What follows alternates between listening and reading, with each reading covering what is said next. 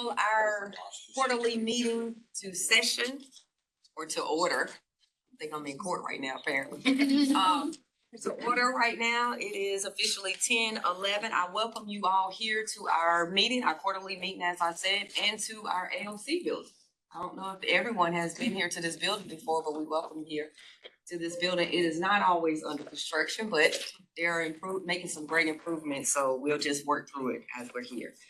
So first we will start off with introductions. And so I will start. I am Dorothy Hairston Mitchell. I am a district court judge in Durham, North Carolina, and I am the chair of IDS Commission. And my name is Brian Jones. I'm from Burke County.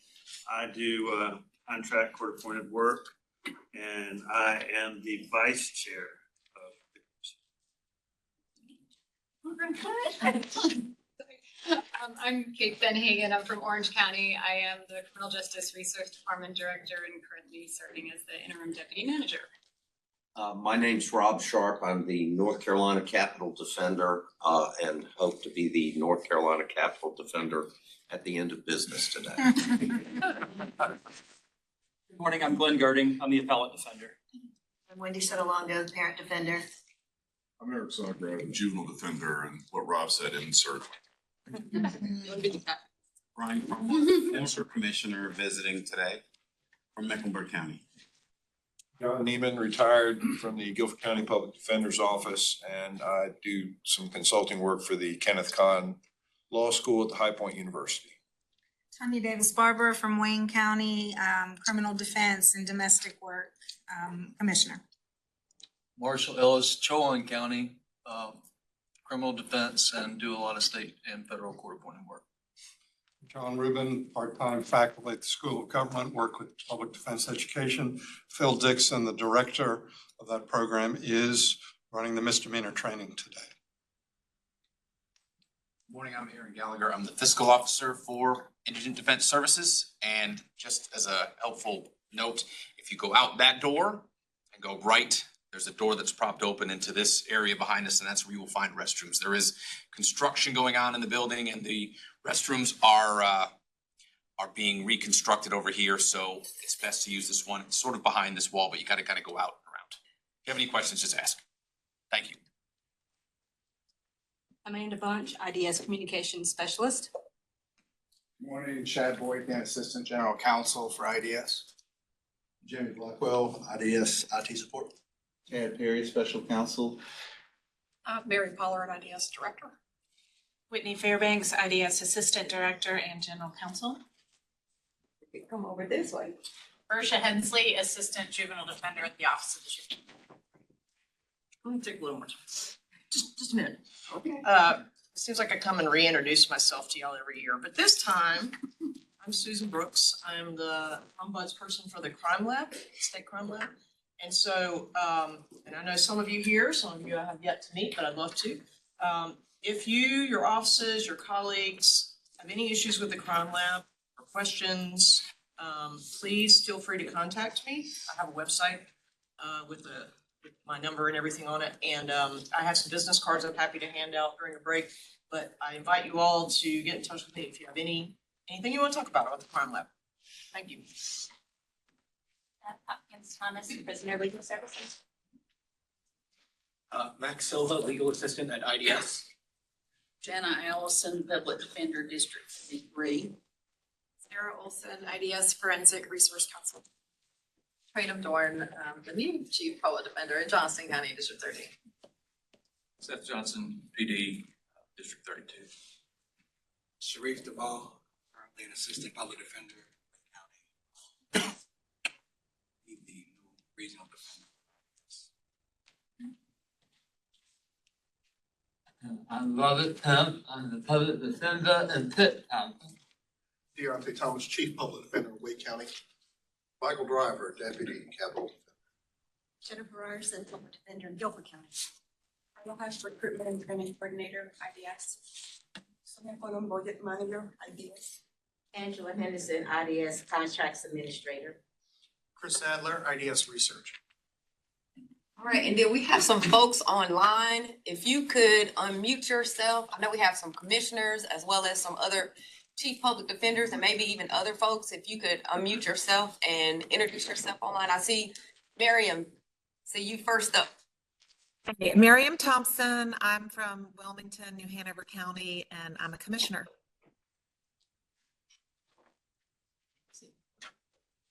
Randolph Lee.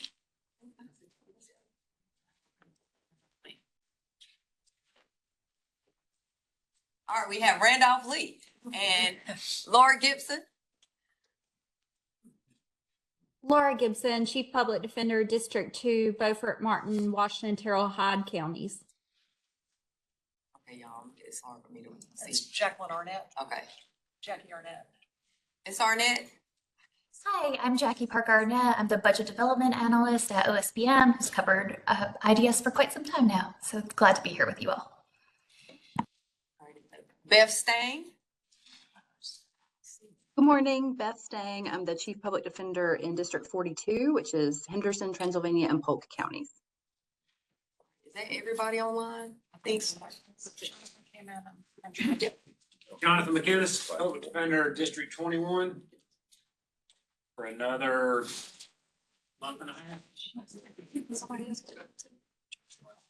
Oh, George Doyle, I'm an indigent lawyer and I represent the Bar Association. An indigent lawyer. I think that was intentional. 42 years. I think that's what you meant, but it's an indigent lawyer too. That's why I shop at TJ Maxx. But that's because you're smart. All right, yes. Okay,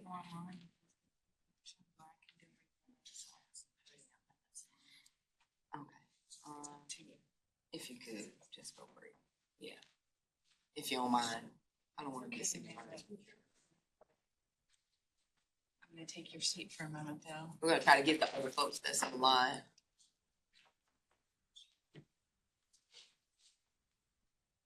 Actually, you may have gotten everybody's. Okay. All right, and I meant to say this earlier, but if you are in the room, if you would please not hop onto the Zoom online, because that helps us with the recording and all of the good stuff we need to do. And along the way, Amanda will move around the room and take pictures. So just know, keep your smile face on, okay? All right, so next we'll move to adoption of the proposed agenda. If I could get a motion to adopt the proposed agenda. So moved. Motion and a second to adopt the proposed agenda. All those in favor, please say aye. Aye. Any opposed? All right. I will read the State Government Ethics Act reminder. Members of the commission are hereby advised of their duty under the State Government Ethics Act to avoid conflicts of interest and the appearance of conflict, and are instructed to refrain from participating in any matter coming before this commission with respect to which there is a conflict of interest or appearance of conflict. So if you have a conflict as a commissioner, if you could let us know that right now, or at the time when you realize you have a conflict, if you could let us know. All right, so next we'll move to approval of the minutes of our August 8th, 2024 commission meeting. If I can have a motion for that. Make a motion. All right, have a motion for that. Second, although we have a proper motion and a second to approve the minutes of the August 8th, 2024 commission meeting. All those in favor, please say aye. Aye. Any opposed, say nay. All right. So now we get to like the fun part of our meeting. We do have a lot of work to get through during this meeting, but we first want to start off with some really nice and fun things. So I want to welcome some new persons onto the commission. Thank some commissioners as well as some other folks that are going to join our staff here. So I first want to start with Trina. So I know we had spoken about you before, Trina, but we welcome you, and I really appreciate all the chief public defenders and the staff and everybody who chose to come here today. That really means a lot to us to be able to see your lovely faces. All right. Thank you for having us. Yes. So we want to welcome you, Trina, and introduce you as one of our the newest chief public defender with us. And so Trina Dorn was sworn in on July the 1st as the chief public defender for Judicial District 13, the first chief public defender for Judicial District 13, which covers Johnston County. The new public defender office in Johnston County was the last of our 8 brand-new PD offices that were created by the 2023 Appropriations Act. Thank you, legislature, for that. Training was appointed by senior resident, the Honorable Thomas H. Locke of the Superior Court Judge of Judicial District 13. She spent the last 20 years of her career practicing criminal law. Prior to opening her own practice in 2005, she worked in a satellite office in Garner for attorney Christina Rivenbark, where she handled traffic court and misdemeanors in Wake and Johnston counties, as well as some indigent cases for Johnston County. While a solo practitioner, she handled a variety of privately retained cases, as well as assisted with indigent defense work in adult criminal traffic, misdemeanor, and felony matters. She also served as a guardian ad litem in Chapter 35 Special Proceedings, and she has some experience with juvenile, youth delinquency cases as well. Now, you love to hear that. The team in Johnston County began taking cases on October the 14th, and the office has experienced a smooth transition so far, and I know our team has especially been supportive and helpful to you. And so we welcome you, and we look forward to all that you're going to do there in Johnston County, you and your team. And I want to give you an opportunity if you would like to say any words. Thank you. Yes. I just want to say I'm thrilled to have the position. I was with Christina Rottenberg's office for about 1.5 years, and then I went out on my own in private practice, and criminal law is where my passion is. I figured out I wanted to be a lawyer when I was in high school. I shadowed one for a summer, and that was it. I was hooked. What I always wanted to do, that was my calling. And so I've spent the last 20 years now going into my 21st year in Johnston County, just working with indigent folks there in that county, and I love the community, and I am thrilled to be in a position where I can try to help them even more and just focus on indigent clients rather than retained. And so I'm just so excited to be here and to be a part of this, and we have had a smooth transition. Everybody has been so helpful. I've reached out to so many different chiefs here, so many other parties that are in this room right now, and everybody has been more than helpful in helping me get set up and figure out how to set my office up, how to get my processes in place.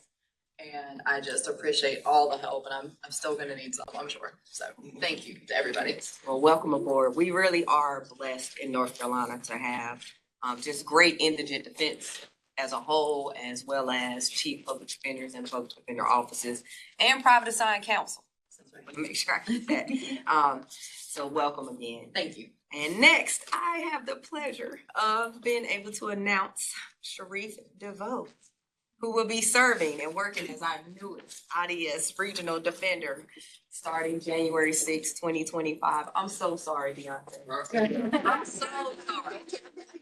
I know. Look right at you, and I think smile on. I know. But I know you know that this is going to be a great thing for the state of North Carolina and indigent defense for us to have Sharif on. This has been a long time coming, because our team has really, really worked hard to make sure that the person that we got to fill this role was the best person. And when I saw your name, they can tell you, I was like, what? This is great. So I want to tell you all a little bit about Sharif. He graduated magna cum laude from the North Carolina Central University School of Law. And he spent the last 14 years as an assistant public defender with our great Deontay in District 10 in Wake County. And to date, Sharif is the only assistant public defender out of Wake County to have practice in every area of law in that PD's office. That includes, of course, district court, juvenile court, superior court, felony probation violations, recovery court, and first appearances. Most of his work has been in district court and juvenile defense. And in his first few days on the job, he plans to focus on hearing from appointed counsel about how IDS can better help them represent clients. He's looking forward to learning how different districts operate and exploring the working relationships between private assigned counsel who contract with IDS and the public defender offices that they assist in all the districts. Of course, they have the PD offices. And so we are so thrilled to welcome Sharif DeVoe as the new IDS regional director. And we really, truly look forward to what you're gonna do. And I will tell you all, that this isn't all what I have to say, but not only is he a great career man, person in public defense, he's a pretty cool dad and just man in general, and spoken word artist. And you didn't know I was gonna say that. So when I heard that you were the person that was chosen for this position, I said it couldn't have been a better person because you really know what it means to develop relationships, and you really always speak and work from your heart. And that's what we truly need. And so we are so glad to have you come on. So I would love to give you an opportunity to say some words if you would like as well. And if we need to let you say a few words to y'all, we can do that. Thank you, Judge. I'll say that it's bittersweet, you know, to leave doing something that you love, know that you're good at, to embark on something that you may like and you may be okay at doing.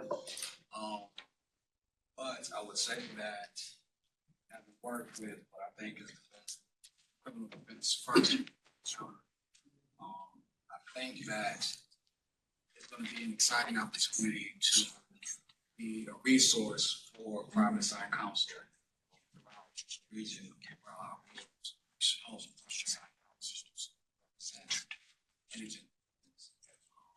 so I'm really looking forward to it.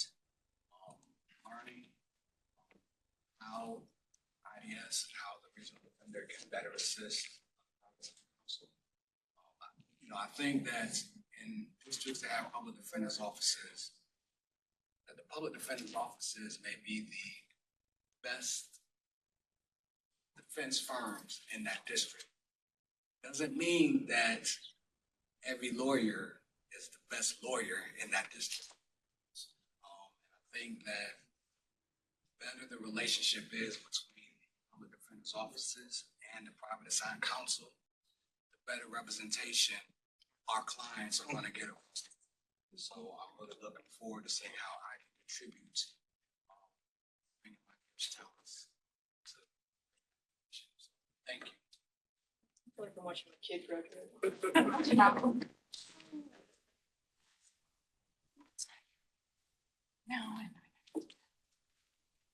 All right, so we are going to move along. We'll come back to some items. We have a few things we need to skip over right now. But next, we're going to say farewell to some of our commissioners. And I will start first with Brian Cromwell, who has already left us, but we are so grateful that you decided to come see us here today in person so that we can really say these words to you in person and directly to you. So just to give you all a little bit, Brian Cromwell has served as an IDS commissioner. I cannot remember the year, so forgive me when you first started, but I know that you were appointed by the North Carolina Association of Black Lawyers. And that was a really thoughtful and great appointment that they made to this commission. And so we really appreciate you for the work that you've done. You have always been one of the persons that we know when you speak, we really, really need to listen, because you are very thoughtful and you're very meticulous about things. And so we really have appreciated that. I myself always looked to you and always wanted to know what you were thinking and what your position was on things, because I knew it was always going to be great and thought out. So Brian Cromwell is a former state and federal prosecutor who counsels clients on internal investigations, white-collar criminal defense, regulatory enforcement issues, and civil litigation. He works with Parker Poe, you all. His clients include financial institutions such as broker-dealers and banks, healthcare providers, sports and entertainment clients, and manufacturers. He represents clients in encounters with the U.S. Department of Justice, the U.S. Securities and Exchange Commission, state attorneys general, and other prosecutors and regulators. Brian has served as an assistant district attorney for Mecklenburg County, North Carolina, where he gained substantial investigative and trial experience in a variety of cases. And following his tenure as an assistant district attorney, he served as an assistant United States attorney for the Department of Justice, Western District of North Carolina. Prior to attending law school, he gained valuable experience as a financial analyst and a tax consultant. Told y'all he was very meticulous and super smart, which sparked his practical and legal insight into complex corporate criminal issues. And so I'm going to go up this way, and if you could come up that way, please. And if you all could just kind of, as we're moving up, let's give a hand.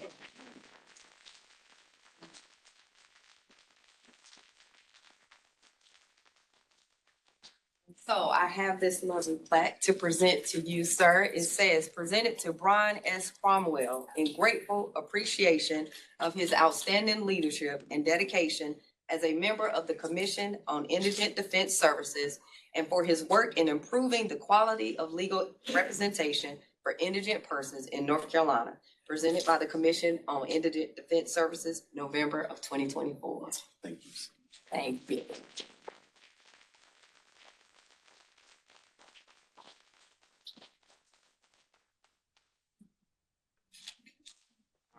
And if you want to give some words, please. If you'll indulge me. Yes.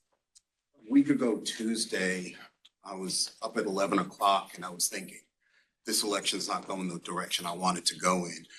And my second thought was that this administration is going to not prosecute the cases that I defend, but are going to prosecute people who don't have a lot of money, who are indigent.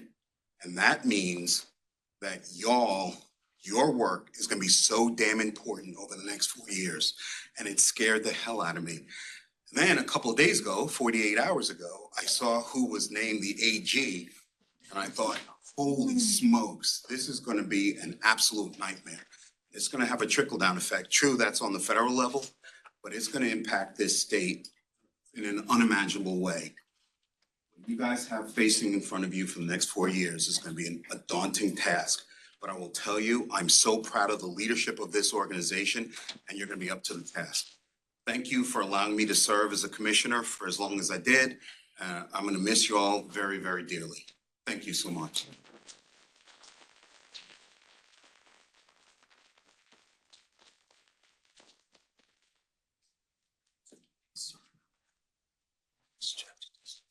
Oh, and by the way, I understand Rob Corbett is coming in, and his feet are bigger than my shoes, so you got a really good guy in that place. We do.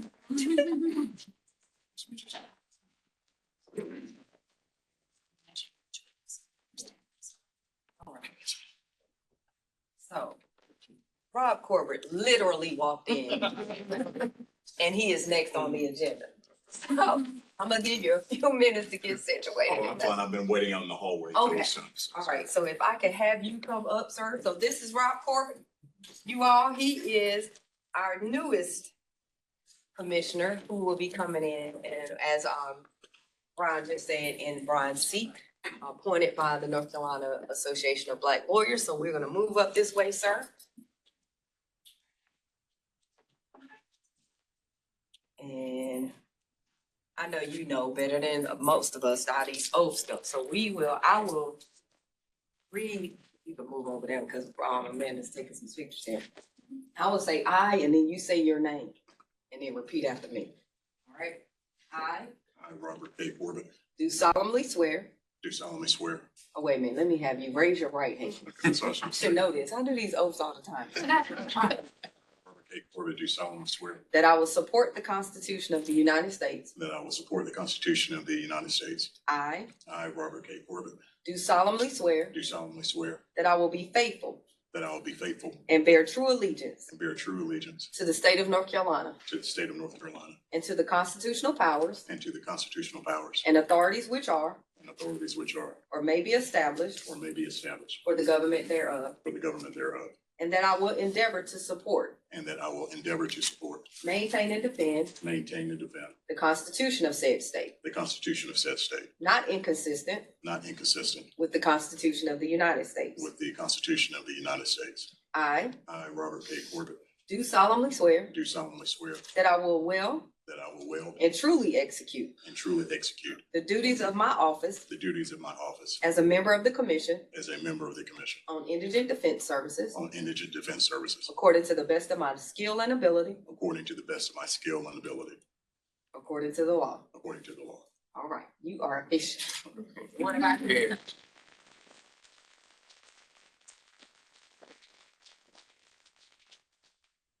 So welcome aboard. We will get these signed and then we will move through.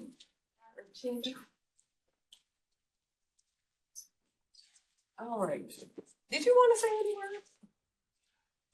Only, I apologize for my delay, misjudged the traffic getting up here, but I'm looking forward to being part of the committee.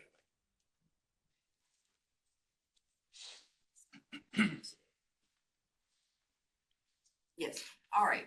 Just so you all know, there are donuts over in the corner and some coffee. I think there's one blonde version of the coffee, lighter version, breakfast version, and then there's a deeper roast. Okay, so help yourself to those snacks over there. And then next we will move to a brief overview of North Carolina Craft Lab on Bunsman Road. Oh, you did that. Yes, that was the part. Okay, Yeah, that's great. There it is. All right. Yeah, that's perfect. All right, so we'll move to Mary. Director's report on IDS business. Okay, well, good morning, everybody. I'll try to be brief because we have a long agenda today. Since we have seen you last, I think the most frequent topic of conversation at the agency and elsewhere are the shortages of roster attorneys that continue to be a challenge in many areas of the state. I was invited to the District Court Judges Conference where I presented about IDS and lawyer shortages in Wilmington last month and talked about what we can and cannot do and what the long-term plan is. I also was invited to a meeting recently with the Chief Justice and a group of Superior Court judges to talk about shortages of conflict counsel, and they shared their ideas, and I also shared our long-term plan and the reality that we need not just resources, but also time to cure the issue. It's a big problem.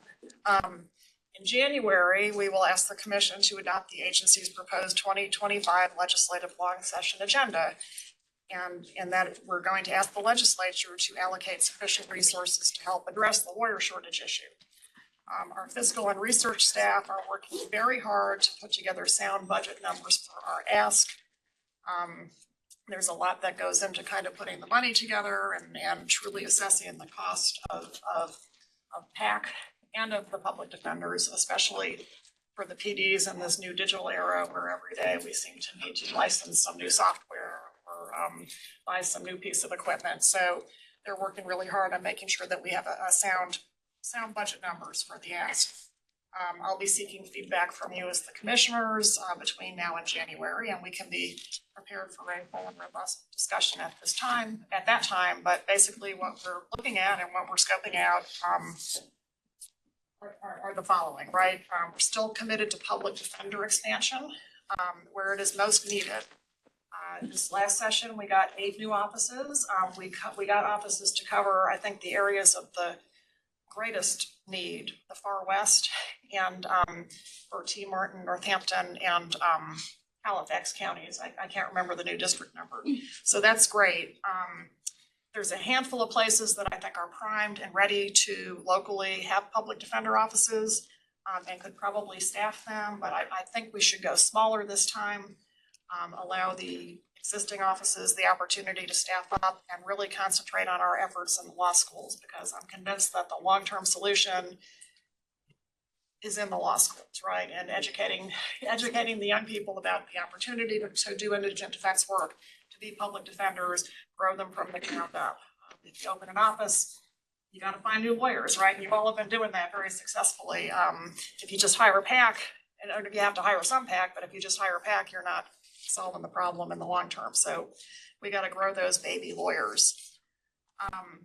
When I met with the other issue that we have is that the existing offices need to be fully staffed, because understaffed offices are also a problem, right? So we're going to push hard for addition of positions in some of the existing offices that are most understaffed. When I met with the Superior Court Judges group a couple of weeks back, a lot of them feel that the solution to the roster shortages is just to have the neighboring public defender districts cover each other's conflicts. And that sounds like an easy fix, right? But you all, as John Neiman is shaking his head, because you know what that entails. First of all, the offices are understaffed, right? So second of all, you've got the calendaring problems, and so it could work, but it would require more staff and some input into calendaring. Nonetheless, I think for next session, I want to push for, and we can talk further about some new staff in districts 1 and 2, both to cure their staffing issues, because I don't see any other short-term fix for the very serious roster issues they're having in that region. So That's PD offices. We also need to push hard on the PAC fund. Aaron will update you on the existing shortfall, and obviously we want to get enough, we want enough money to pay lawyers 12 months a year, but we also need to push for rate restoration to try to entice some lawyers back to the list. So we're costing out what it would cost to raise the PAC rates to a place that would bring lawyers back. Some of what we propose in January related to the PAC may be informed by the results of this attorney incentive survey that our research team did in October. Did you all get, how many lawyers in this room? You all should have gotten an email with that survey, right? You're gonna get a fuller presentation on this in January. I think Chris and Joe are working on still assessing and digesting it all. But I'm gonna give you some brief highlights because I think they're interesting. 1,115 lawyers participated in the survey, which is a great response rate. 30% of the respondents have been representing clients for over 25 years. The majority of the respondents primarily handle adult criminal cases. This is interesting, maybe some opportunity here. 21% of attorneys not currently involved in IDS cases expressed interest in transitioning into some IDS work, right? So maybe there's some opportunity there. 51% of the attorneys not working within the IDS system reported that they felt insufficient training or experience was a barrier. Again, opportunity, right? 36% of the respondents do only private retained work. Of respondents who had once accepted indigent defense cases but no longer do, 76% stated that inadequate compensation was the reason for leaving. And increased compensation and subsidized or free access to legal software would entice a majority to come back to the roster. So we can really, I think, learn from the results of this and work with some of this. Maybe pursue funding for some pilot programs, for some of these ideas that we might have. So also, as those of you who have been around a little while know, we stopped the RFP contract program that existed in 18 counties in 2022 because it wasn't cost effective and there was no evidence it improved the quality of counsel. We replaced it with a pilot managed assigned counsel system that pays lawyers by the hour monthly, and they have oversight by the regional defenders in those counties. And in recent months, we've added 11 new attorneys in that program. So I think that's really promising. The lawyers seem to like this model. So quick update on OASIS, our new fee payment program. Commission approved OASIS in February 2024. It was built, it was tested in March. Attorney pilot began in April. This was rocket speed. OASIS is now operational in 15 counties. We're getting ready to roll out to, where's Chad? District 1 and Union County. Did that 2 days ago. Well, never mind, that was 2 days ago. So OASIS works in tandem with eCourts, and payments made through, or fee apps submitted through OASIS are paid within 30 days of the initial submission of the fee app and the invoice. So it's working, lawyers like it. We're gonna roll it out, all due haste, and it's a good thing. Fiscal year 24 audit, would like to give a shout out to our fiscal team because once again, we got the reports of the AOC internal audit this past week, and IDS got the highest possible rating of effective, with greater than 90% of the items tested being correct, right? There were 2 areas for improvement. And Brian Jones asked us last year, so I wanted to talk about the areas for improvement. One area of improvement was that in 16% of the sample cases, the indigency affidavit was not in the court file. And most of those cases were in one county, and I reached out to the stakeholders in that county, and we're gonna try to see how we can address that problem. The other, I think little bit less of an issue was in PD cases, APD cases, some of them were missing the recoupment form. Yes. Yeah, so we'll work on that. That's, I think, education and follow up. So It's a good result and we're proud because we need to show we're good stewards of our resources. And not, it's super important. What else do we have? I'm gonna let Chad talk later about the applications for payment in the auto expunged cases, or just when I'm done here. Wanted to shout out some good news. Sharif talked a little while ago about how, public defenders and private assigned counsel can work in tandem and make each other stronger, right? Kind of float all the boats higher. I wanted to give a great example of that. I don't think Jacob Ward is here or online, but he's the chief in District 15. Jacob and Sarah Olson and Alan Byram, one of his APDs who used to be with the Capitol Defender Office, have put together and are sponsoring a 6-part free CLE series focusing on litigating forensic issues. It's open to the whole criminal defense bar in that region and the surrounding public defender offices. Free CLE on a really important and sophisticated topic. Perfect example of, I think, how the PDs and the private bar can work together. And thank you, Sarah and Jacob and Emily for putting that together. Second, Amanda, you got my slide to put up there. I was talking a little while ago about the new public defender offices and how important it is to hire or to recruit and hire brand new baby lawyers. And we've done that. So I can't actually read the screen, but these are the 12 brand new public defenders who passed the August bar and were sworn in to work in our various offices across the state. So this is a great incoming class, and I think a larger class of new assistant public defenders than we've had in a long time. So best of luck to all of them, and good job, chiefs, in recruiting them and hiring them and mentoring them and making them into great new public defenders. And I think that is all I have to report. Chad, do you want to talk about well, I can give a brief introduction on this. The new world of Odyssey has changed our ability to see expunged case files, as has the law related to expunction of cases.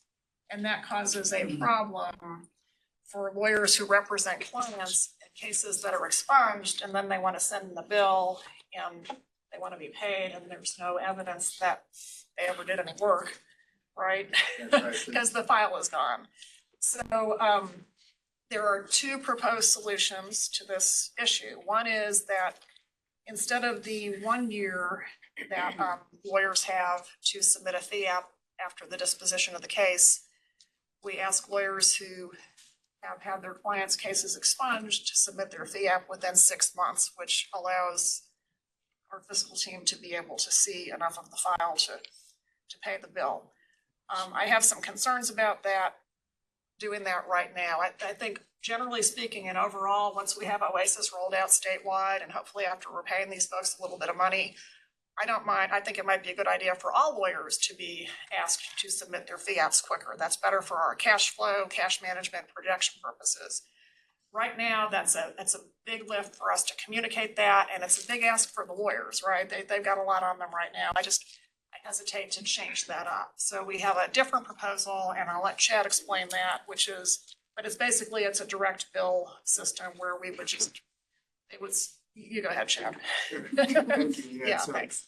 just to put it in context, the attorneys have to file their fee apps into the court file using e-courts. And once those files are destroyed, which the legislature says has to happen right at about 6 months, the clerk has to destroy the file. There's no file for them to file the fee app into. So they get a message that says, there's nothing here, you can't file this fee app. So our rules give them a year, but at 6 months, there's a cutoff. We have had some instances of clerks destroying the files before the 6 months. So they go pretty quickly to file their fee app and there's no file. The sort of one proposal that Mary talked about that AOC sort of suggested was just give them 6 months and that's it. One issue is that sort of punishes the good behavior of getting a dismissal, because the cases that get expunged are the dismissals or the not guilties. So we're sort of giving a perverse incentive, right? Like we want these dismissals, that's their best outcome. So what we are proposing is that in all of these commission meetings we have, and we've got one later today, fee application deadline waiver, where there was an emergency, there was something that prevented the attorney from being able to file that fee app within the 1-year deadline of Rule 1.9. In those cases, when either the director or the commission approves, IDS sets the fee, because you as the commission might say, hey, we're going to impose a 10% penalty. So IDS sets the fees in these cases, and our proposal is that if you have a dismissal or a not guilty, basically one of the cases that is subject to auto expunction, you send the fee app directly to IDS, and IDS sets the fee just like we do with these fee deadline waivers and like the way we do with capital and appellate cases. I believe the numbers are about 3,000 dismissals per year.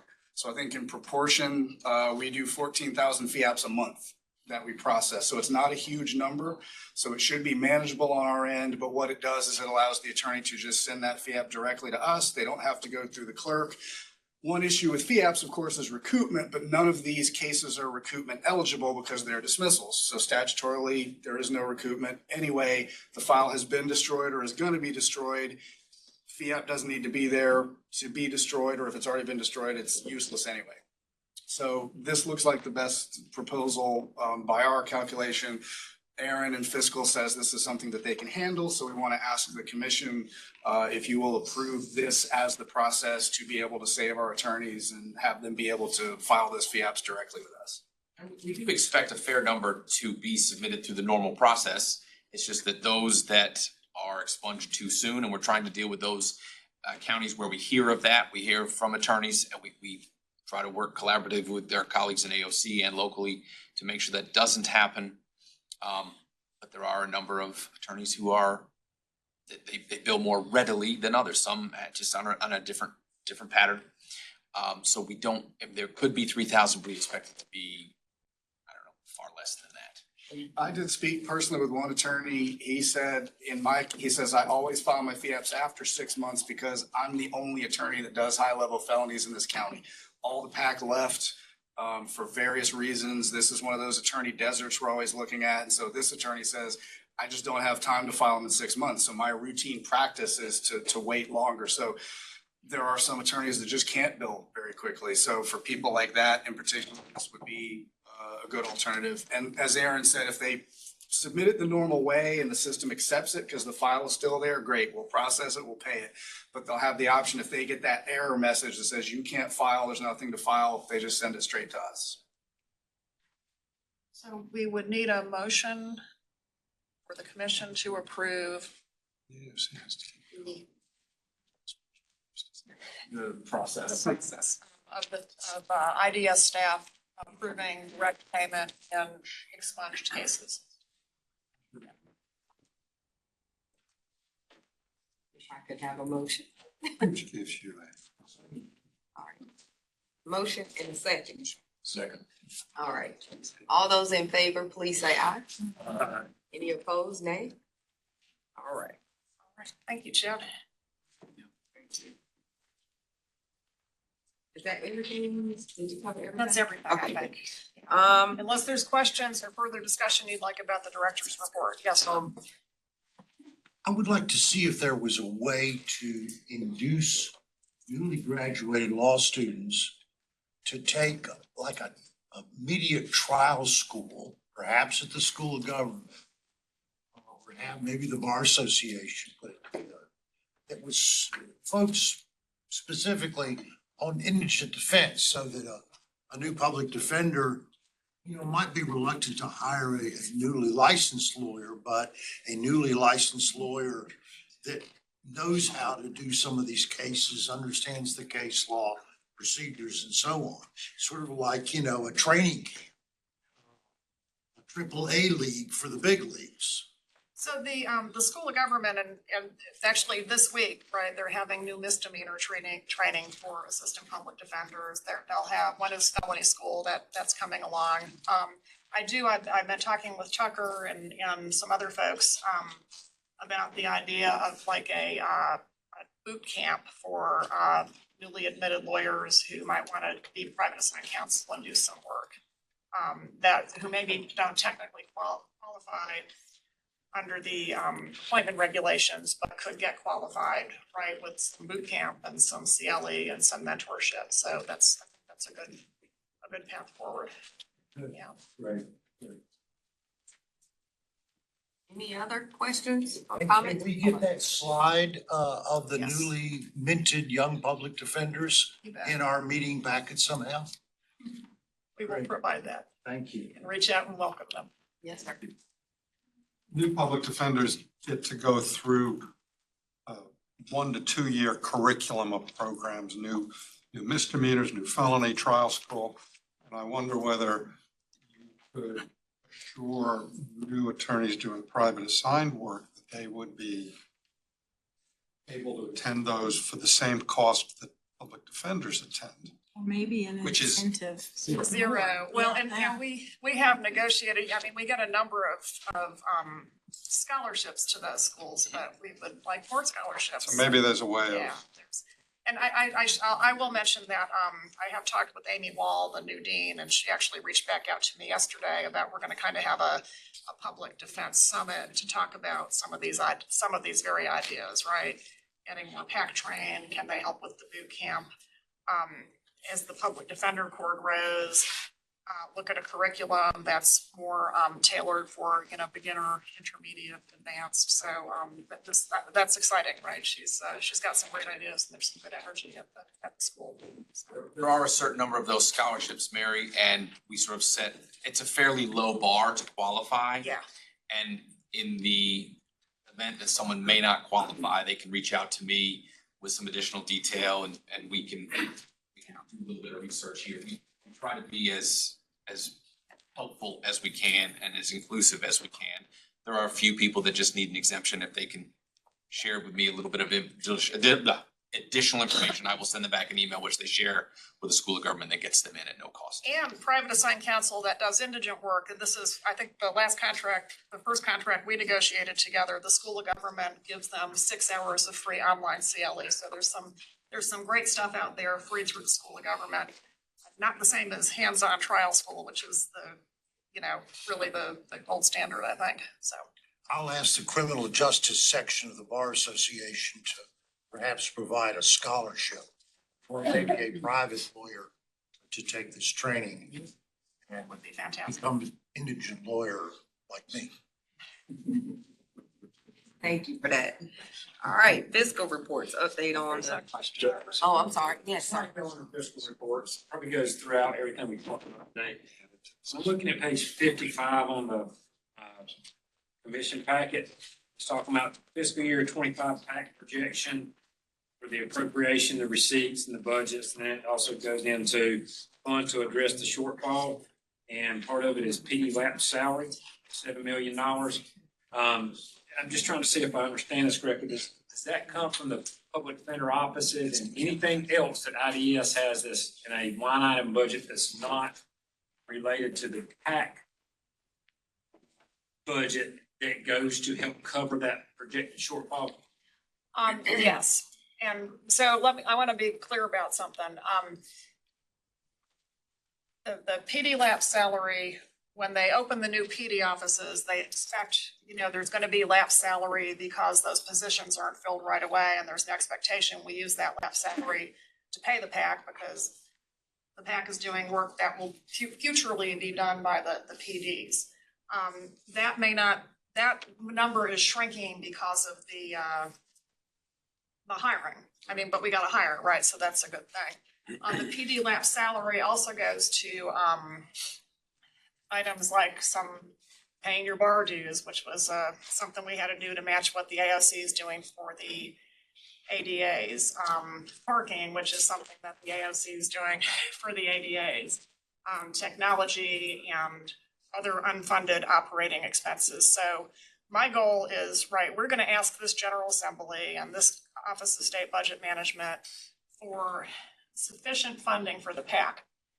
You all have been since before my time, been asked to hold back or been mandated to hold back 3% of your allotment to build up lap salary. And historically, some of that has gone to pay the PAC. My belief is that that's not, I think it's smart for you all to hold back lapse salary for all of the reasons, right? You might want to give somebody a raise, right? You might, there's just reasons to do that. We got to cover things like the bar dues.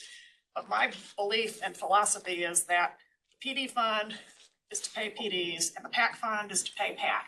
And we are not going to scrimp on the PD stuff to pay the PAC, right? Right. So that's, and going forward, I would like to eliminate that 97% rule, but we got to get our funding model straight. That was a very eloquent way of saying it. That was my point exactly, was that over time, and the 3% is a lot better than it was when I took over as chief. I think we held back more than, maybe Susan, it was 5, maybe 7. I think it was 7 at one point in time. It was held back. And so it's just a little, there's a double problem. You know, they're not paying, the legislature doesn't give enough money to pay PAC. Right. And speaking with some attorneys, $5 more per hour is not gonna cut it, bringing them back or consider it. I think when we were here in December of last year, I forgot who I was sitting at the table with, but they were guru at math, and they said, well, if you base it upon 2011 when it was decreased and the cost of living to now, they were last year they said the rate should have been like $102 or something, I think, for the misdemeanors, just to keep up with the cost of living, let alone where it would be something that would entice people to want to do it. But then you add in the fact that we're trying to hire people for offices, and some offices, and it's not just at PD's offices. Now there are DA's offices that don't fill the positions, that you hold back money to help pay for that part, where, you know, it could be money that could hopefully entice some people to come in. So, I mean, it just seems like it's just one helping cover one thing that draws from the other, and neither one of them are all that great. And so at some point in time, I would just hope that the legislature would realize that they just need to fund it like it should be funded, but that's been 24 years of hope now that Well, it's still there, but it's a little some of bit your hard to think offices, about. some of your offices have, a lot of the offices just organically have more than 3%. I mean, there are offices that have a significant number of money that's not being spent.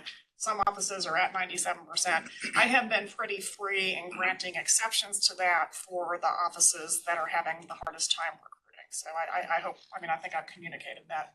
Yes, that is wonderful that you do it, but that even have to be in that position is not something that would, I think, any of our clients would think would be fair with the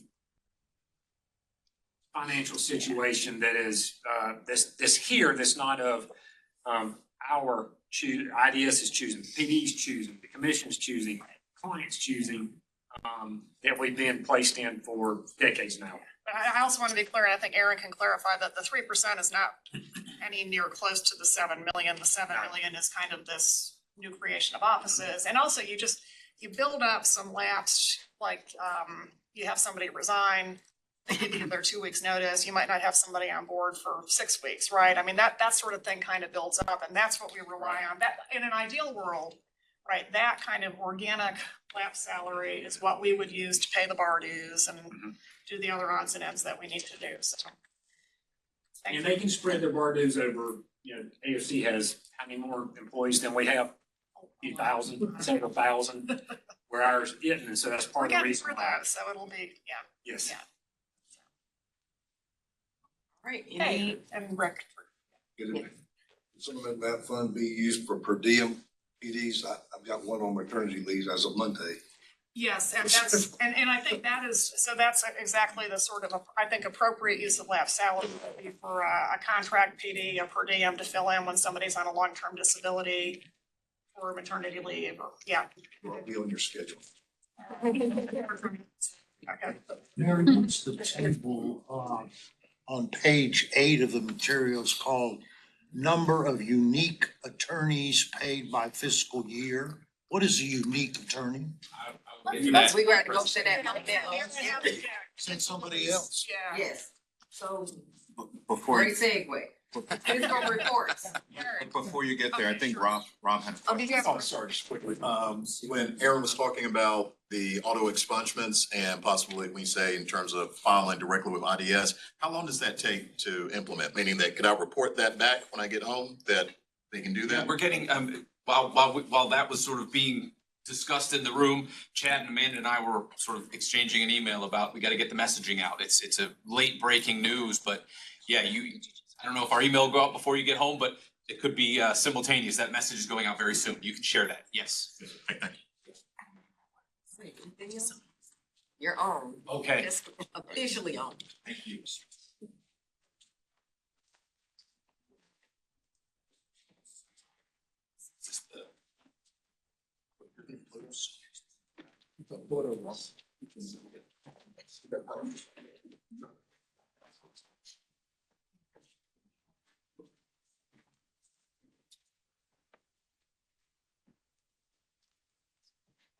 Think we're good?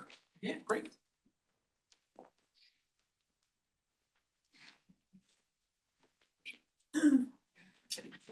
Well, good morning again, everybody. I just want to take a little bit of your time to give an annual update on the fiscal picture for IDS, how we completed last fiscal year and how things are looking for the current fiscal year. I know the policy and hack work is primary, but this is sort of in the background, but it kind of drives a lot of what we can and cannot do. So the first thing, I don't know if new is the proper term to use anymore. We've had this structure in place since I've been here. It's changed a little bit. Previously, there was one person that took care of IDS's budget and fiscal affairs. When that individual retired, our director had the wisdom to create a budget director and a fiscal director.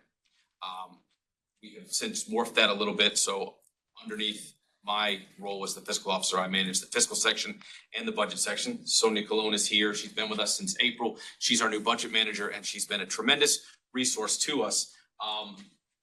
It's vital that the budget and the fiscal section work closely together, and we put that paradigm in place here. So as we do things like pay bills, provide fiscal support to our PD offices, that information then informs the budget section. So right now, we are actually in the budget development phase of the year. And Jackie Arnett from OSBM is with us today. We'll be submitting some documents to her in the next few weeks and months that will help us establish what our budget looks like for the next biennial budget. And a lot of that is going to be based on what we're seeing here in the fiscal section. BFs that we're paying, PD office needs, technology needs, all those things need to be captured, quantified, evaluated, justified. And we do that through this sort of constant feedback cycle between the fiscal and budget sections. So happy to answer any questions you have about that. We have a great team in place, and we want to make sure that there are no surprises like there were this time last year when we started looking at the budget in the future. We want to make sure that everything the fiscal section is doing is informing the budget section, and the budget section, Sonia informs us daily and quarterly at regular intervals about how much money we have to spend. And I'm going to get into a little bit more detail of that and what that looks like. So the primary activities of the fiscal section are to process fee applications for the private assigned counsel that do our work. We also process fee applications for experts that work with the PAC attorneys in non-capital cases. We pay the attorneys assigned for capital cases that are not part of Rob's shop, but the private assigned counsel that do that work as well. That goes through a little bit different process. Those fee applications are handled by IDS, and the fees are set by IDS. We pay the experts that support the capital attorneys as well. And then we troubleshoot any problems that arise in the process of these fee applications. That is a really big function of my day, so that we can have a happy, healthy, vibrant group of private assigned counsel working with us. I try to troubleshoot any problems that they run into. So I spend a lot of time on the phone, providing information, gathering information, being responsive to the PAC. So that allows the accounts payable staff to really focus on churning out payments, not stopping the processes that they are in. I sort of do that, the buffer between the fiscal staff and the field. And that is, I think, really important, as you'll see later on. And somebody brought up the unique number of private assigned counsel that we pay. That number's going down. My focus is try to make sure that number levels off and starts to increase. And there's a lot of ways we can do that. But my function in that is really just relationship building and taking care of our stakeholders. We issue a lot of payments to contractors. That's an innovative way we do things. You've heard about that in the past, but that allows for regular routine payments to attorneys handling certain kinds of cases in, I think it's 18 counties where we have contract attorneys. We reimburse our staff, PD staff and central admin staff for their travel and business related expenses. We do have some trade vendors, leases, things like that. Those invoices come into our shop. We preserve a record of these fiscal activities. And we provide customer service to the folks that keep IDS functioning. The reason we preserve a record of fiscal activities is so we can adhere to audit standards and best practices and get an unqualified audit every year. We've been very successful with the auditors. They're happy with what they're doing. When they do identify a few areas of improvement, we jump right on them. And Mary's already brought those up today. It's nice to sit down with the auditors and not be worried. It's nice to sit down knowing that you've done a good job and they've recognized that, because it gives us credibility when we go to the General Assembly and say, we need additional funds, and here's why. They know we're going to be proper stewards of those funds. We talk a lot about fee applications. Many of you in this room have probably seen these, filled these out, sent these to IDS. We are moving into more of an electronic age. We have a tremendously resourceful staff here in Chad Boykin, Amanda, Chris Sadler, Joe Oder, that have actually taken some ideas I've had, bless them, because they are more technically savvy than I am, but they've built systems, communicated how to use those systems, and rounded up the folks to use the systems. So we're trying to get away from this 19th century paper-based system and move forward, but this is still the mainstay of what my staff does. As Chad mentioned, sometimes it's 14,000 of these go out the door every month with checks attached. So that's our prime focus upstairs with the folks that work on accounts payable. So those are the fee app, what the documents look like. Here's some orders of magnitude, if you will. The blue bar is FY22. That was July 1 of 21 to June 30 of 22. The orange bar was fiscal year 23. The gray bar is fiscal year 24. I think what I hope that you can take away from this is, for quite a while, in that sort of 10,000 a month fee app figure. It's fairly steady. I know there's ups and downs, but things kind of hovered around this line here. But then sometime in fiscal year 2024, we started to see massive jumps. There's a few reasons for that. There's also some declines I'll get into in a moment. But I think those jumps are driven by more need for capital spending. You know, the fee apps aren't the same volume, but they're higher dollar. We saw a spike in capital cases, I think, during and coming out of the pandemic.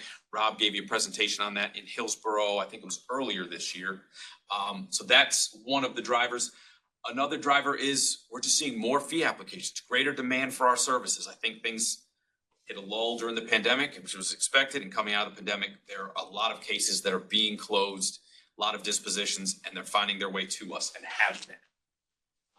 We were on a very serious upward trend in terms of number of fee apps and the dollars spent. That started to taper off towards the latter part of the fiscal year, and the reason being is we started to run out of money. And that's where it's vital that budget and fiscal work together. Just because we process a fee application, we got to make sure there's money in the bank, back up those checks that we send out.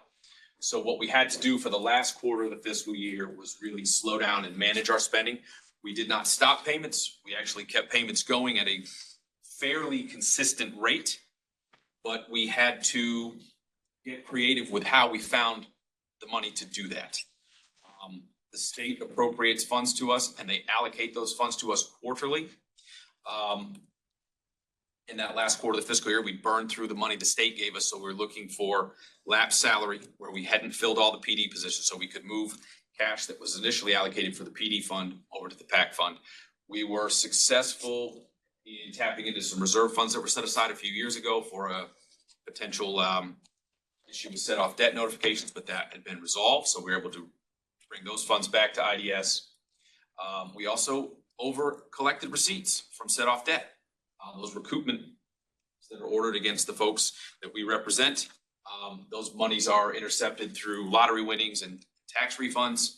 And if you have a judgment against you and you receive one of those things, those funds can be directed to us, and they exceeded what we'd actually built into the budget. So that was another place we found funds to continue paying FIAP. So I think these numbers would have continued to been high, but we had to artificially cap what was being paid and the number that we were processing at a given time. So to put some dollars with those figures that you just saw, this is where things kind of get interesting for us. In fiscal year 2022, which is be the blue, we spent $66.4 million in the PAC.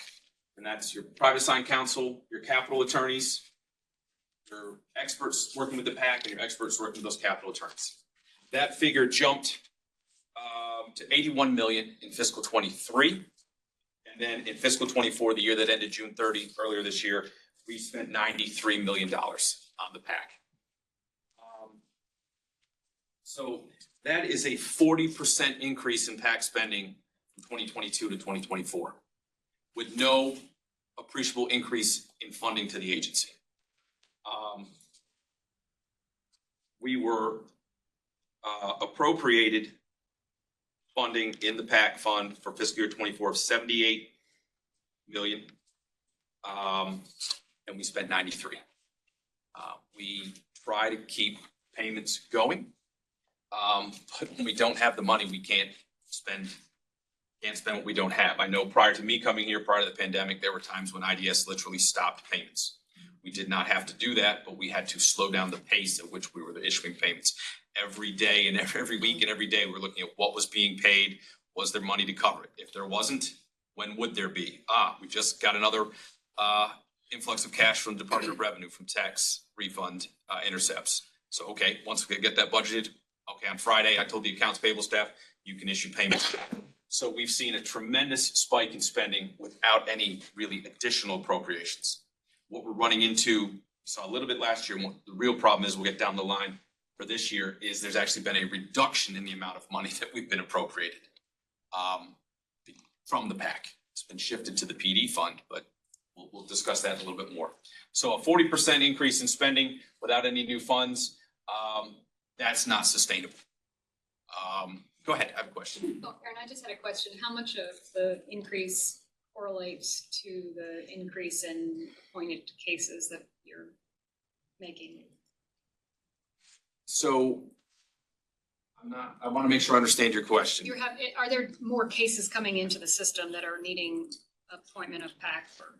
That I would probably defer to our research team, and I'm not going to put Chris on the spot, but we can certainly look into that and get back to you. We are trying to determine what are the drivers, what is driving this. It's certainly there's an increase in appointed homicide cases. Right, I knew there was. And that is significant. And Chris and Aaron are working on this forecasting tool that it's complicated, but yeah. The other thing we have to bear in mind, I think, is that the spending that we're seeing now are cases that were appointed, right?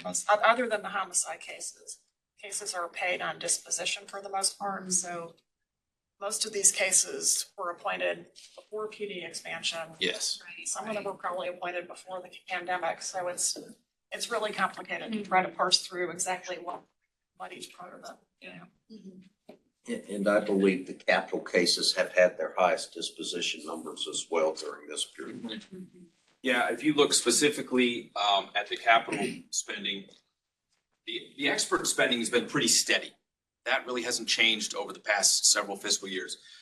Big jump in PAC and in capital. We were at 7.6 million in fiscal 2022. That jumped to 13.7, almost 13.8 last fiscal year. That's even just a $2 million jump from 23 to 24 as those cases are disposed of.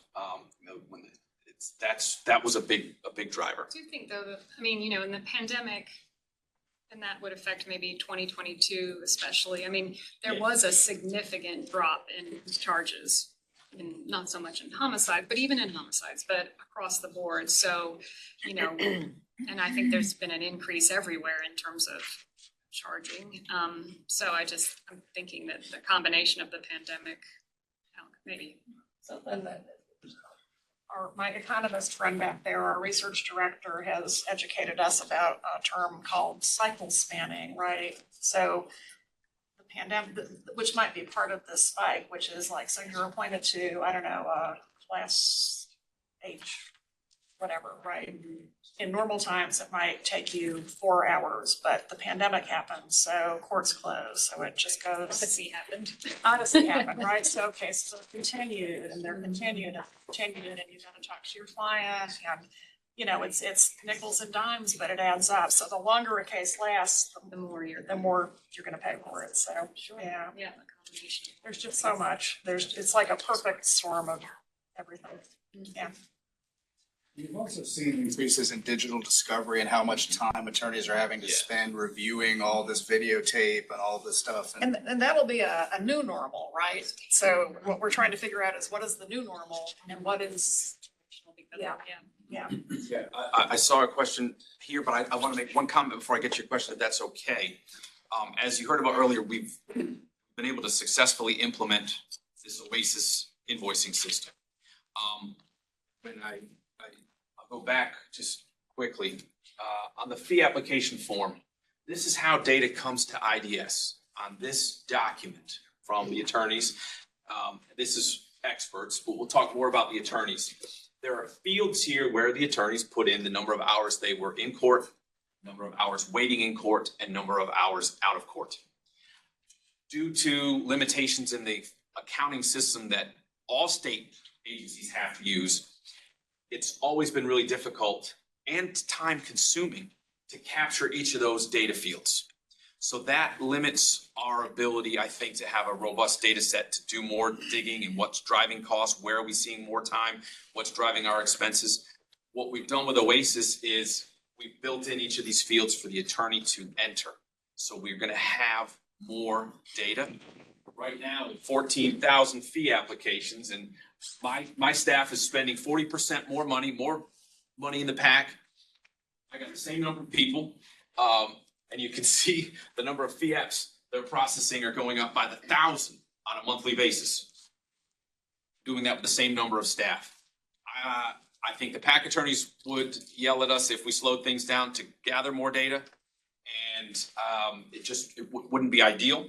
But with Oasis, we're going to be able to capture a lot more data and do more research and more analysis. So Oasis is going to serve us in a number of ways. But one of the primary ways is to give us additional data for research. And that's something that I want to thank my colleagues for, because again, they're probably like, oh, is he gonna have another idea today? But this is the way forward. This is automation. And I think for us to be accountable for the resources we're given, we need that data. So I talked about the volume of FIEPs and the same number of staff. See, last year was a banner year for demand for our services. Oh, I'm sorry, Brian, yes. No, that's okay.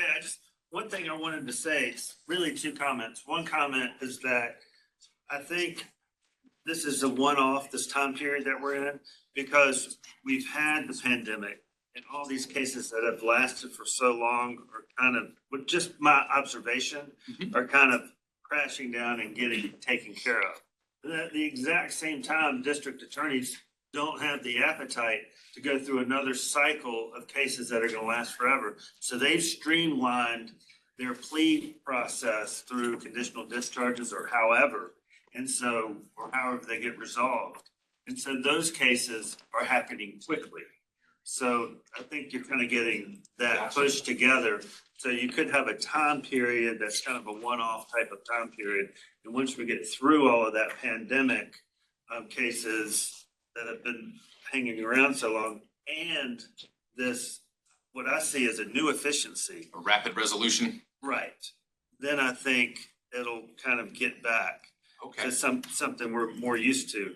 That's the first thing I wanted to say. The second thing is, I've always wondered, and I talked to Chad about this, you know, do this for 20 years and you think to yourself, there has to be a check that got lost in the mail. I mean, there has to be one. And how would you don't know what you don't know. And I finally got something in the mail that said, hey, you didn't catch this check from 2 years ago. And it was so, I felt somewhat validated for having that. So I just wanted to thank you for that, for whoever's job that is. There is a process, the Sheets process in AOC's fiscal shop. They do support us quite a bit, but they'll send us a list and we sort of reach out to our attorneys and say, We did, this one's not been cashed. Did you get it? Did you lose it? What have you? And we get it resolved and reissued. Yes. Thank you. You're welcome. You're welcome. So just to talk again about volume, what's driving costs. I mean, one thing is my staff is being more efficient. I think I would go back to here where you see there was last fiscal year, there was a drop off in some of these months. That's when the state launched a new financial system. They actually went about a week or more with actually not issuing payments. And then my staff had to learn to use this. We all went through the training. Training was one thing and the use of the system was something else. But I have a tremendously resourceful staff who have harnessed the efficiencies of this new statewide accounting system, the automation it offers. And that's why we're able to see numbers like this. They're able to work faster. They're able to work smarter. The only problem is we burn through the money faster. So at no point did we really lose time in the process. Here we lost some time in processing PFs, but then we sort of made it up and then some. And the problem is it's when we operate at that pace, there's no slowdown. There's still that same demand. So our burn rate continues to be about the same. And the number of FIAPs has gone up. We had 123,440 FIAPs here. That jumped to over 131,000 here. So 8,000 FIAP jump. I'm sorry, I think it was from here to here. 8,000 it jumped. Again, I think what Brian's saying, he added a different element to it, is that cases may be getting resolved faster, so they're getting to us quicker. There's less lag. So all that being said, we are doing the best we can. We are seeing unprecedented demand for our service, unprecedented number of FIAPs reaching us without any new additional staff or funds. We are managing, and we're paying right now at about a 45-day turnaround time. That's when the FIAP is received here. I think we would have the ability to pay a little faster, but we have to be aware of maintaining the funds that we're given. If we paid faster, we'd start to run out of money prior to the end of a quarter, and then we don't receive money again at the start of the next fiscal quarter. Question about unique attorneys. Chris helped me prepare this data. Chris prepared this data, and I put it on a slide. So the unique attorneys, those are individual attorneys, not firms, but individual practitioners who received a payment from IDS.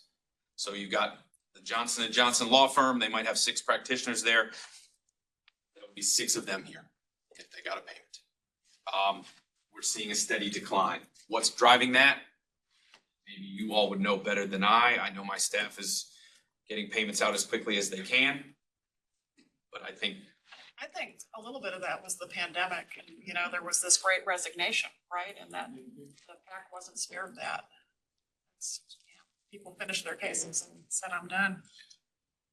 But we are working very hard to grow the PAC. I think things like being creative. I mean, a couple weeks ago, Chad and I he started to hear from attorneys, I started to hear from attorneys. We're just talking upstairs, just shooting the breeze. We dealt with the same issue, these expunged cases. How are they, Chad would come to me with one, I would go to him with the other. How are we gonna get these paid? We don't want to lose people because they don't know how they're going to get paid. So you've heard an innovative solution today. We sort of cut out the middleman. We cut out the clerk, which is where these things can sometimes get hung up. They'll bill IDS directly and make sure folks get paid, and there's a process that they can rely on for that payment. No one should suffer because of a policy change beyond their control. And we want to make sure that we're making our best effort to pay the PAC, retain the PAC, and grow the PAC. Oasis is another way I think we can do that. We hear from like the PAC that say, well, you're a state employee, you get paid every month. Why have I got to wait 45 days to get paid? It's a very good point. But with 5 people to do the work and 14,000 FIAPs a month, we're doing the best we can. But I still don't have an answer for them. But if you can say, like with contract attorneys, they get paid once a month. The Oasis folks, they get paid within 30 days.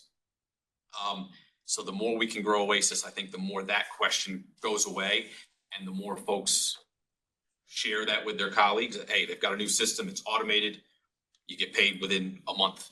It makes your bookkeeping easier, makes your cash flow easier, makes you more willing to take IDS indigent cases. And we have seen some increases where we have launched. I think PD District 2 was our first rollout. They have added, I think 20% to the roster. And I can't claim that it's all Oasis because the public defender's reaching out to people and saying, hey, I need you to help with this conflict case. But we did see increases in those rosters there. So that's encouraging to see.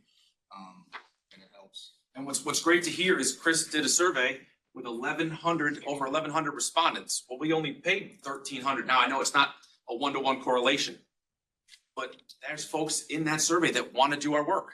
And that's a great way to identify them and bring them on board. So that's a kudo to Chris for getting such a high response rate. That's tremendous. Because the more information I have, the more we know, the more we can do this. There's a lot of ways that information can inform what we do from a business side to make the PAC happy, make people more willing to come on board and do our work. Did I press the wrong button? Amanda, do you mind helping me? I don't know what I did there. Our fiscal outlook.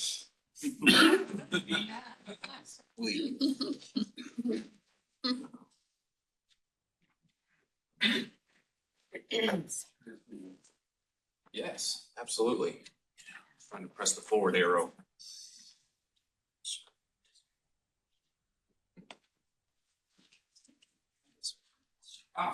Thank you. Thank you, John. Well, Amanda may have done it, but I'm happy to take. Yes. Okay, so current fiscal year, issues for the current fiscal year, we really need to monitor and manage the PAC fund availability.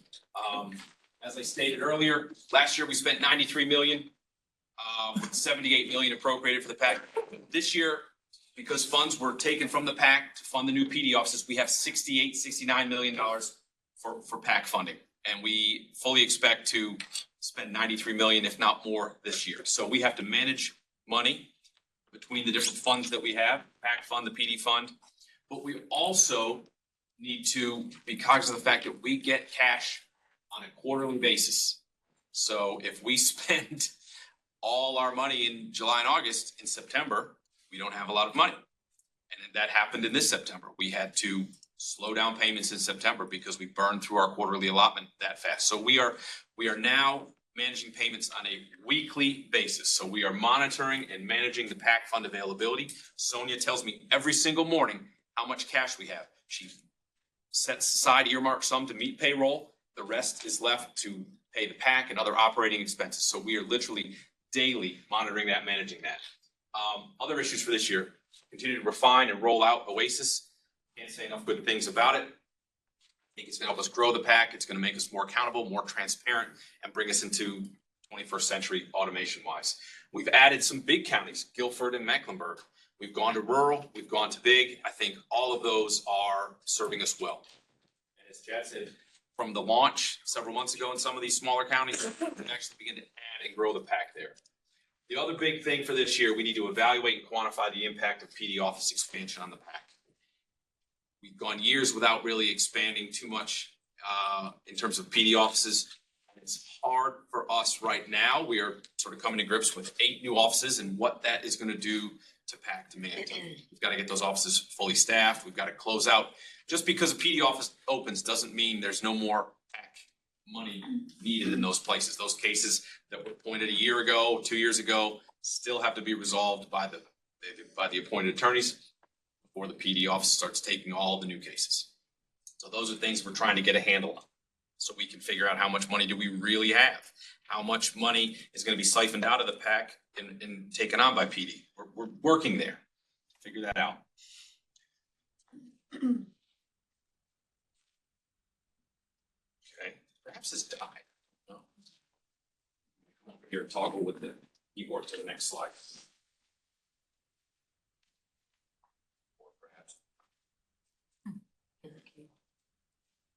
Yeah, I tried. Hold on.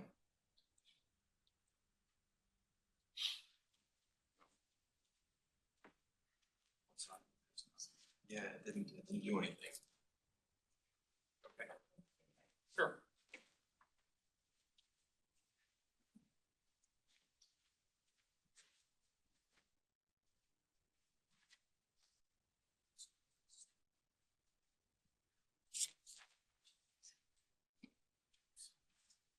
Let me try.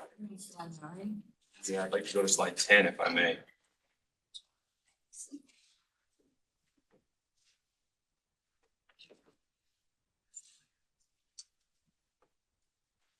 There we go. So while we're in the midst of managing the fiscal year 24-25 budget, I mentioned earlier, we are in budget development for the next biennial budget. Issues that we have on the horizon for next year that we need to consider in preparing our budget is continued OASIS rollout. We definitely want to retain and grow the number of PAC attorneys and manage the increased resource demands caused by the growth of digital discovery.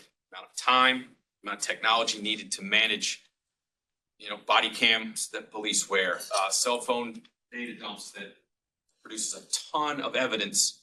We need to store it, analyze it, and those all have costs. So we try to build that and bake that into our budget request for the next biennium. So any questions or comments on the fiscal section before I give a brief budget update? That riveting, so I appreciate your attention. Budget update. So how did we finish last fiscal year? I mentioned some of these numbers earlier. We spent 53% of our budget in the PAC. We spent over 93 million. We were given 78, we spent 93. Where did the other funds come from? Lap salary in PD districts, some lap salary from statewide defenders and admin, as well as some over-realized receipts. We did not really have to slow down our activities very much, but we had to manage them very, very tightly. So as you can see, last year IDS was predominantly a PAC agency. Moving into the current fiscal year, funding wise, the expectation is we're going to be at least half of the expenditures will be PD related. Problem is the funding, this represents our funding. It does not represent our demand. I think we're still going to see 90-something million instead of the 68 we're given for the PAC in the PAC. The PD offices will continue to ramp up and begin to siphon demand away from the PAC. But just because this is what our funding picture looks like, it does not, I don't think it's a very accurate reflection on our fiscal activity. That's why we need to keep working with OSBM, the Fiscal Research Division, and our friends at the General Assembly to maybe get us a little bit more money this year if they do come back to town. Maybe they could send us a little something. So this is what our budget is, and this is what the picture of how we're going to use those funds, particularly from a PAC perspective. You saw that 40% of our budget, 68, almost 69 million has been appropriated to us for the PAC.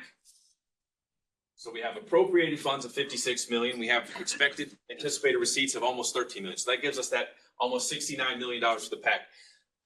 These estimates are high because I don't want to say too low and paint a rosy picture. I want to kind of paint a bleak picture and then be able to claw some of that back and look better at the end of the day. But we're expecting 93 million last year, somewhere close to 100 million this year. That's based on current trends. We spent 32.7 million in the PAC. We spent almost half of our appropriation, half of our funding in the first 4 months of the fiscal year. Spending is outpacing our funding. This $8.7 million figure is what we expect to spend November through June. I know Chris has worked on a projection to project out what our demand is going to be in the PAC. I'm looking at actual year-to-date spending and how it's going. My staff has become very adept at preparing payment information in advance. They're very efficient. So the next 4 weeks worth of payments are already prepared. So we know on November 1 what we're going to spend each week in November. And that helps us rein in spending when we need to. If I know that we need to eliminate something from that last check run in November, we can do that. So the fiscal staff upstairs is doing a tremendous job. We're seeing maybe something a little less than 8.75. Chris's projection was somewhere in the $6.5–7 million figure. I'm starting to see somewhere $7–7.5. So we may start to finally see a leveling off in PAC demand. If so, and if we can claw back $1 million, less than $1 million a month, it's going to certainly help us with this bottom line. But we want to present a picture that can only improve through our effective management of our resources. So we're projecting about a $33 million shortfall currently for the fiscal year. How do we claw that back? Well, we were able to carry some of our budget from last year over into this year. It was small, but every dollar helps. That was about $769,000. We expect new PD offices to siphon $5 million in demand away from the PAC. We're hoping that comes to fruition, but it's still early. It's hard to exactly determine that. We're gonna keep on evaluating that. Salary from the PD, from vacant positions, we can move some of that money over to the PAC. That drops the shortfall to around 21 million.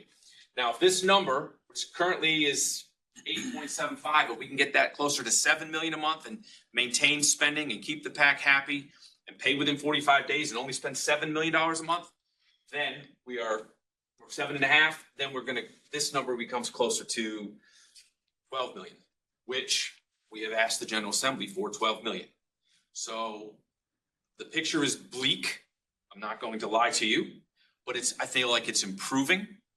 I think there is a leveling off in demand. We are doing a really good job of getting out in front of what our spending is and controlling it to the extent possible without alienating and eliminating people in the PAC that just don't want to put up with that. So hopefully, somewhere down the line, we can get a little additional funding. If not, we will have to stop payments some point in the last quarter of the fiscal year. You know, how are we managing it? So we're controlling spending, monthly spending targets. We're paying at a 45-day and maintaining that. We'd love to be at 30 days. We would love to be. But if we did that, we would run out of money at the middle of every fiscal quarter. And that's just a snowball effect that it would be earlier the next quarter because you're paying all this pent-up demand from the previous quarter. You know, from the second quarter, it's getting paid in the third quarter. Now you're running out of money even sooner. So we're trying to maintain a payment period that keeps everybody happy and it also allows us to maintain our funding from day 1 of the quarter to day 90 of the quarter. We're using this lapsed salary, and then we're maximizing our use of all available revenue sources. Set off debt is tricky. You've heard about e-courts. They did not necessarily factor in a module to help us collect these recoupment funds accurately or effectively.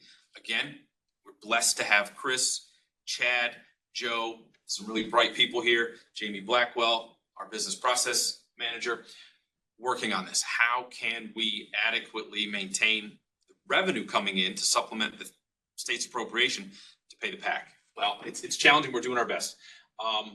We get federal 4E funds, and Wendy Solongo and her staff do a really great job cultivating a group of attorneys to take those cases. We're able to bill back DHHS for a portion of that, and we're actually seeing receipts come in higher than expected there. We got a transfer in today, 205,000. We were getting somewhere in the 130, 150,000. But the great work we have identifying the eligible cases and billing appropriately for them has seen that jump up nearly 50,000 a month. It's not always there, but every dollar we can bring in helps. We have a set off debt reserve. We used it last year. There's about $1 million left there, but the access to that is tricky. I'm not going to bore you with the details, but that is a potential source of another $1 million. And then, as I mentioned earlier, we'd love to get an emergency appropriation. So any of your friends in the General Assembly, mentioned to them that IDS is doing a great job. We're using our resources as best we can. Anything they can do to find some additional dollars for us, make everybody happy. Challenges for managing the current year's budget. You know, unprecedented demand for PAC services. We spent $11.3 million in October. Now, some of that was money that, again, we weren't able to spend in September. It was that carry forward effect from the previous quarter when we started to run out of money. We do have obligations to our contract attorneys. We pay them monthly.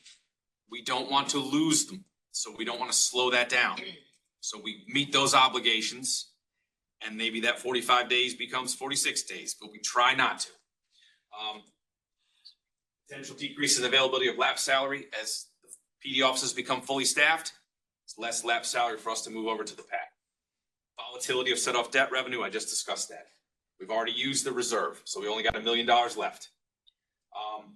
And can we get an emergency appropriation?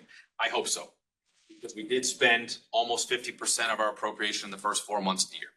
That tells you that we're not going to have enough money for 12 months unless something significant changes. So those are my remarks. Take any questions. I just wanted to say that, and you have at least 2 of them, or 3 of them back there, the new public defenders. These folks are working really hard, and they are staffing up. it takes time to bring in, to find and hire lawyers. The lawyers they have are taking cases and working their tails off. And I am confident that they're going to meet or exceed what's expected from them because they're doing it. So y'all are not the problem, y'all are the solution. So I just wanted to point that out. It's important. Yeah. Thank you, Seth and Prana and Janet. Am I missing anybody? Jennifer's in existing office, but Mr. Campbell. Oh, Rick, sorry, you came in late, yeah. Rick from Alamance County. So, Are there any more questions? I know I threw a lot at you and I apologize, but there's a lot to, I think, convey. So everybody has an accurate picture. I know last year you were painted one picture. I got more involved with the budget side of things. What we discovered was that was not the most accurate picture. So I'm trying to give you kind of a worst case scenario, knowing full well that we have the brightest capable people working on the situation to help improve it. But we need your help too to advocate for additional funding because the money that was shifted from the PAC fund to the PDs was done too rapidly and too much. And so our PAC fund is short. So I think, Miriam, I thought I saw you pop on. I was gonna come to you. Yes, ma'am. Hey, everybody. I appreciate all of that information. It is overwhelming, but you laid it out really well. My question is the ultimate goal of IDS to have us shift completely to public defender offices in as many counties as we can? Is that where we're headed? that's the long-term plan, is to get PD coverage in every area of need. And with, I think, one or two exceptions, every district in the state is reaching out and seeking a PD office. But the long-term plan also continues a reliance on private assigned counsel or managed assigned counsel for conflicts. Now, another model, and this was something that came up in this discussion I mentioned earlier with the Superior Court judges, was sort of regional conflict defender offices, kind of the same difference, a regional conflict defender versus a regional defender over private assigned counsel. It's kind of the same concept for managing conflicts in the long term. It's just one's state employed defenders and one's private assigned counsel. Philosophically, I think we need to shore up those PAC ranks and keep the private assigned counsel. I think that's important for a lot of reasons. We need a healthy bar in every district. We need people in the districts doing retained work, right? Because not everybody is indigent, right? And, there need to be people out there practicing criminal law. So if we can have those people doing a little bit of PAC work, I think that's the ideal system. But that's the long-term plan. And I feel like we're about this far into the long-term plan some days. Yeah, we're always gonna need PAC. So. Right, I get that, but it seems like Yeah. we've made a lot of inroads in developing more PD offices, and are we just gonna continue on that path? Yes, and we'll discuss that at more length in January. I don't think we can stand up 8 new offices. Now, we may be asked to, and if we're asked to, we will do it. But unless they give us a 3D printer to create lawyers, I think we gotta go slow and steady. Yeah. Okay, thanks. Hey, you have something? Oh, I was just, what is the plan for an emergency appropriation? Big. Yeah. I think that we might have more success or some success in the long session. And I try to talk to people who are plugged in and have knowledge about these things. The hurricane was a big blow, and that is appropriately, I think, their priority, right? And we're gonna still have money in January and they're back in February. So we're just gonna keep pushing and educating folks. Sometime between now and March, receive an infusion of cash. It would go a long way to helping us keep things rolling through June 30. Mary mentioned the hurricane. One of the things that we've done is I've asked my staff to identify the applications that have come in from those most hard-hit counties and pay them right away.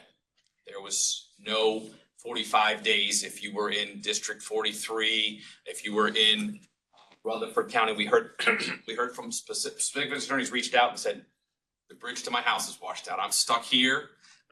Anything you can do to help me out? We did that. So That was it's a lot. not a lot we can do, but we did what we could to help those folks in need. And that was a lot of extra work for you and for Leanne, and thank you for that. So, but yeah, the Far West got paid quicker. And we don't apologize for it. And we don't. No. If somebody wants to complain about that, they can come to the Yes. city, right? Yeah. Thank you all very much. We'll just give you a hard look.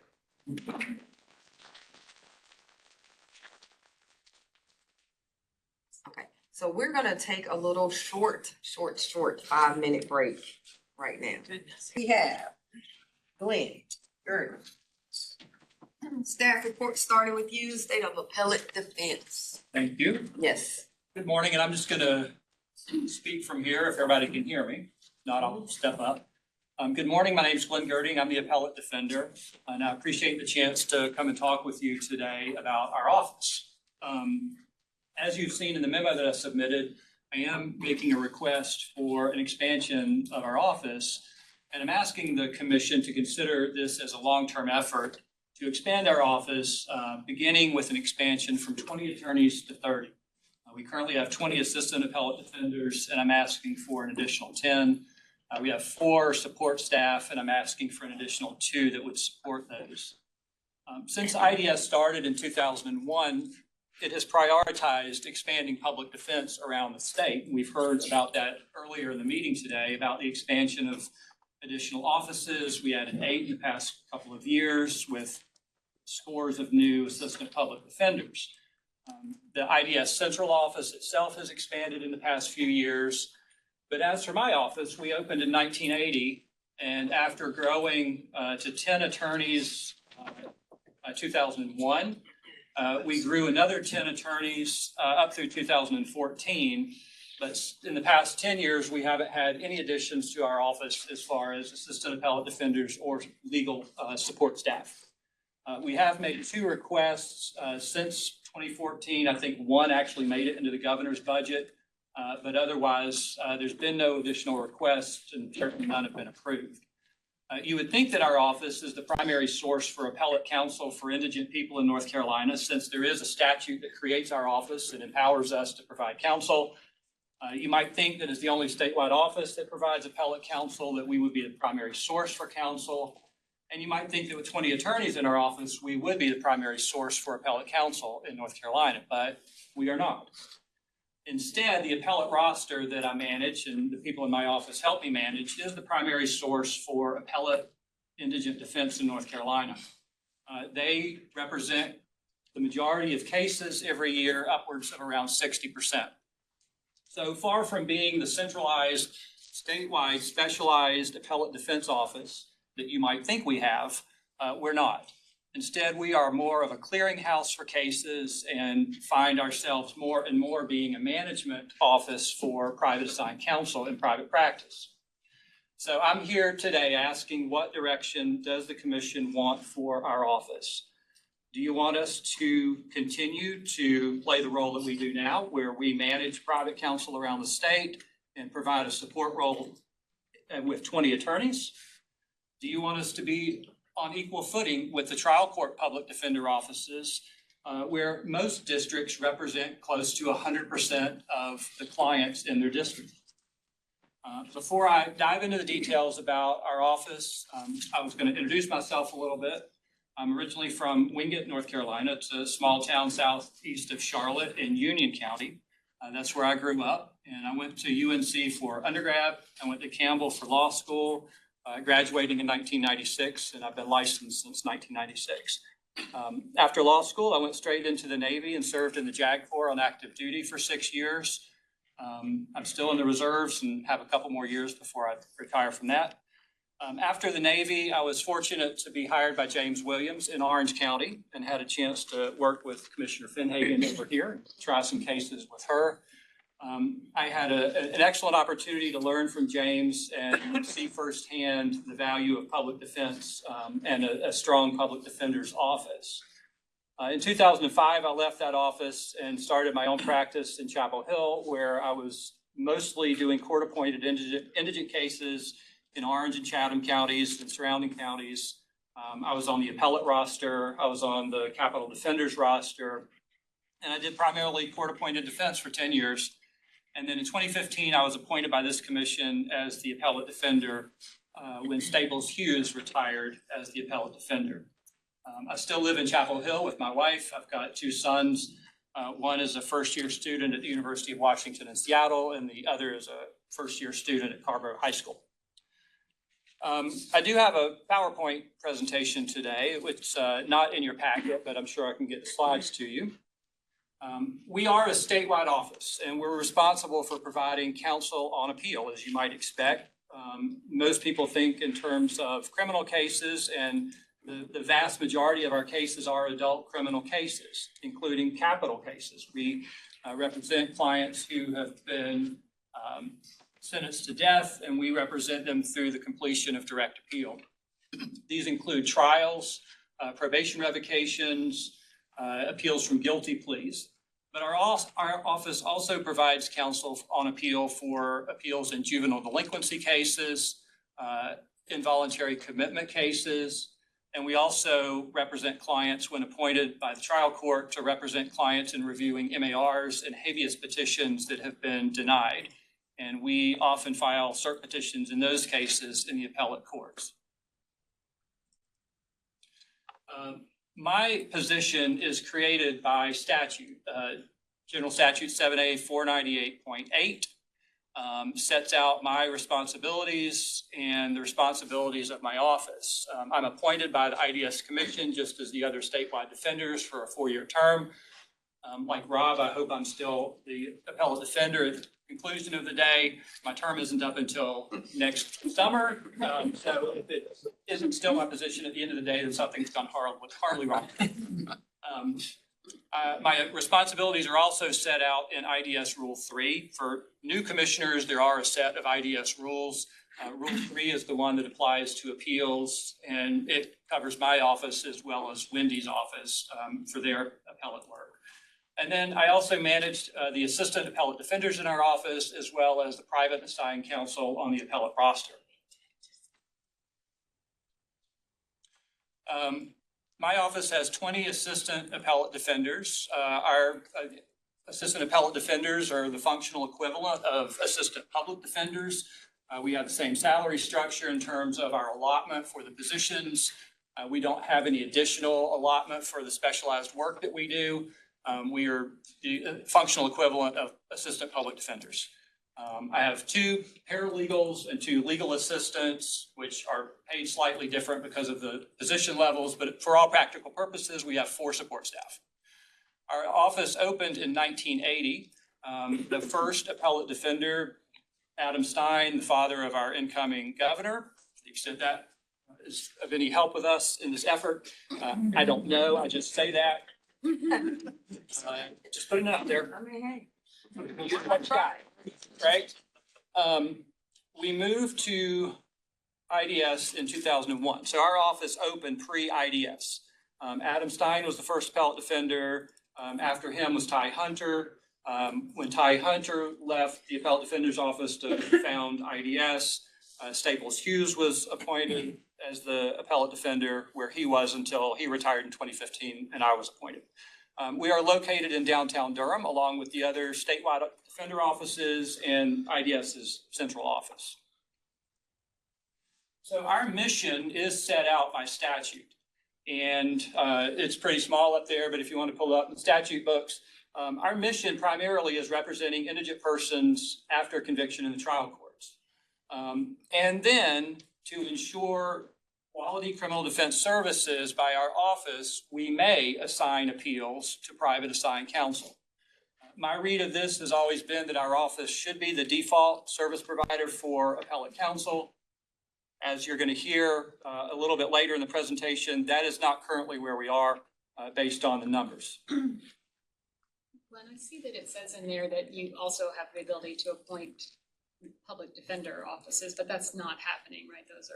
There is no appellate unit in any offices, or is there? That's right. The statute does allow appointment to assistant public defenders or to the offices. There are no dedicated offices that have any appellate section, but there are two assistant public defenders who are on my roster. One is in Charlotte and one is in New Hanover County. They take a mix of my cases and then they provide support within their office, but they're not employees of my office. Do you do termination of parental rights? That's my office. That's Wendy's office. Wendy's office. So why do we need a specialized area of practice for appellate defense? Well, for any of you that have done appellate work, you know that there are different rules, appellate rules. There's different procedures. There are different strategies for your client representation. There are different goals, and it takes different skill sets. We oftentimes have trial attorneys who join our roster and find that their skill set fits the trial courtroom better than sitting in an office looking at a computer writing briefs. I get that. And we obviously have different judges. Our judges are the appellate judges on the Court of Appeals and the Supreme Court. And so oftentimes your strategies and goals are different with those judges and justices than they might be in front of a trial court judge or a jury. So in addition to the attorneys in my office that I manage, we also have the appellate private assigned counsel roster. It is also, as I mentioned, authorized by statute. And then we have IDS Rule 3 that provides the policies and procedures for managing the roster. And those rules are put out by this commission. And obviously, if the rules need to change, then you're the body to change those. Then there are a variety of IDS policies for roster attorneys, which are created by the director. Some are policies that I've put out, and those are available on a website that our office maintains for the Office of the Appellate Defender. We currently have 85 attorneys from around the state on the appellate roster. Probably the vast majority are in solo practice or in small firms. But we do have some attorneys who are in large civil firms who do a few cases every year. We have a handful of attorneys at the Center for Death Penalty Litigation who do direct appeals, non-capital, who are getting experience with appeals. We have some roster attorneys at Prisoner Legal Services. As I mentioned, we have 2 assistant public defenders who handle some appeals. But getting to that 85 has unfortunately required relaxing the standards that we had historically applied for people. I have taken people recently straight out of law school and people who have had no appellate experience, but it's been necessary for us to keep up with the caseload. And as I said earlier, the primary source right now for appellate counsel in court-appointed cases is the roster and not our office. So this is just a snapshot of the past 6 years, the total number of cases that I've assigned. And when I say I've assigned, it's because every case that comes from all 100 counties comes to my office, mostly by mail, some electronically. My staff processes those cases, and then I review every case that comes in to see what the case is, what it's about, and how I need to assign the case. Of those 2,000 some odd cases in the past several years, 64% I've assigned to PAC and 36 to attorneys in my office. So that has led me to the conclusion that since roster attorneys represent most clients on appeal, and since we are responsible for managing the roster, that is generally our primary mission. Is managing those private attorneys and serving as a clearinghouse for the cases. So the questions I'm bringing to the commission are, do you want us to continue with that mission of managing attorneys, serving as a clearinghouse for cases, or do you want our mission to be direct client representation? And if it is, how do we get there? Do you want to continue providing appellate defense to people primarily by way of private attorneys, or do you want our office to represent most of the clients in North Carolina? So if you think about expanding our office as similar to public defender expansion, it's no different. Adding public defender offices around the state means that more people are represented by specialists, the specialists in those offices. And so do you want to expand the reach of appellate specialists to more clients in the state by adding capacity in our office? Most public defender offices handle 100% or close to 100% of non-conflict criminal cases in their districts. Do you want our office to do the same thing, where we are essentially a district, where our district is the entire state? So reliance on the roster comes at a number of costs, in addition to the budget update we heard where the PAC costs have been going up. It creates a number of costs for my office and for IDS. It is resource intensive to manage. It's an inefficient delivery system for legal representation, and the management of private assigned counsel significantly detracts from my ability and the attorneys in my office to focus on our own clients. And it is the clients that we're here for, and that's who we care about. And they suffer, and they also pay the cost of this reliance on an appellate roster. It really creates a disparate representation system depending on who is assigned. It is a two-tier system of representation. When I took over this position, one of the things that Staples told me was that one of the most difficult decisions he has to make every day, does he keep a case in the office or does he assign it to PAC? And I have come to the same conclusion, and I have seen over the past 9 years what he was talking about. Do I keep the case in my office or do I assign it to PAC? Turnover and low case acceptance rates, which we'll talk about in a minute, result in inexperienced attorneys who lack specialization. That is not the case for attorneys in my office.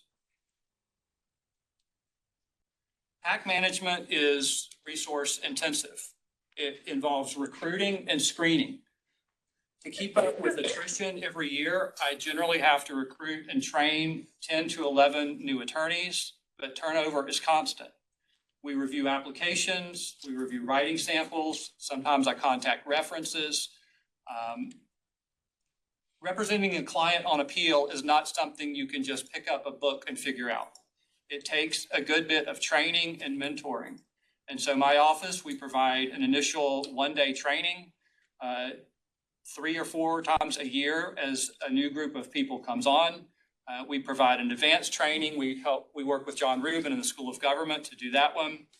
We provide mentoring to attorneys for their first handful of cases. We were doing that for a span of time over the first 2 years. Now we've had to cut that back to the first 2 cases. Quality control. We review every brief that attorneys file on the roster to ensure that clients are being adequately represented. And sometimes we found mistakes and errors that we have to request the attorneys to fix. But our office doesn't have any specific attorney or paralegal dedicated solely to roster management. This is an all-hands effort. This is pretty hard to see, but these graphs are in the materials that I submitted to you. This shows the roster turnover for the past 23 years since our office began managing the roster. Prior to 2001, there was no roster. The appellate defender was not responsible for managing a roster. If the appellate defender's office could not take the case for caseload reasons, they returned it to the local trial court judge. They assigned local counsel to handle the appeal, and it was no longer the responsibility of the appellate defender's office. I went back and I looked at some data from 1989. It seemed around that time that they were doing about 60 to 65% of the cases, but were returning the other 35 to 40% back to the trial courts, also because of caseload demands. So this is nothing new in terms of having roster counsel support our efforts. It's just we've gotten to the point now where we're not the primary source for counsel, but PAC has taken on that role. And so in 2001, when IDS started and OAD went with IDS, we became responsible for the PAC roster. So Staples created the roster.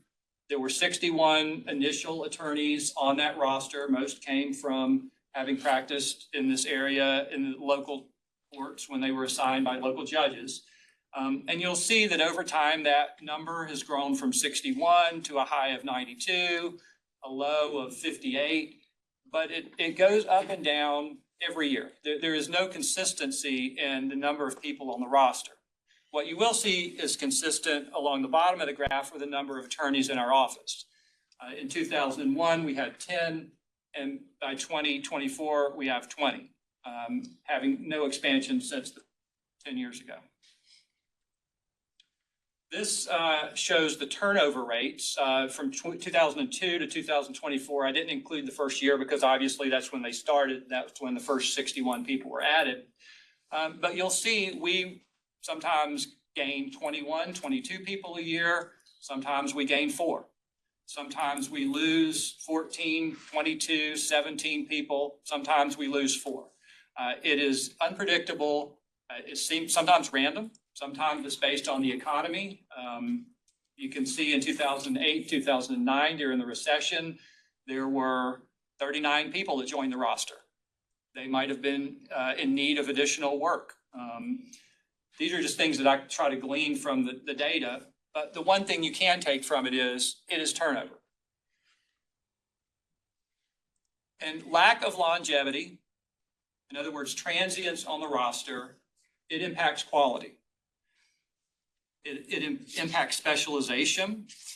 And you'll see that of the 230 attorneys who were added and then removed since 2001, the average time on the roster was only 5 years.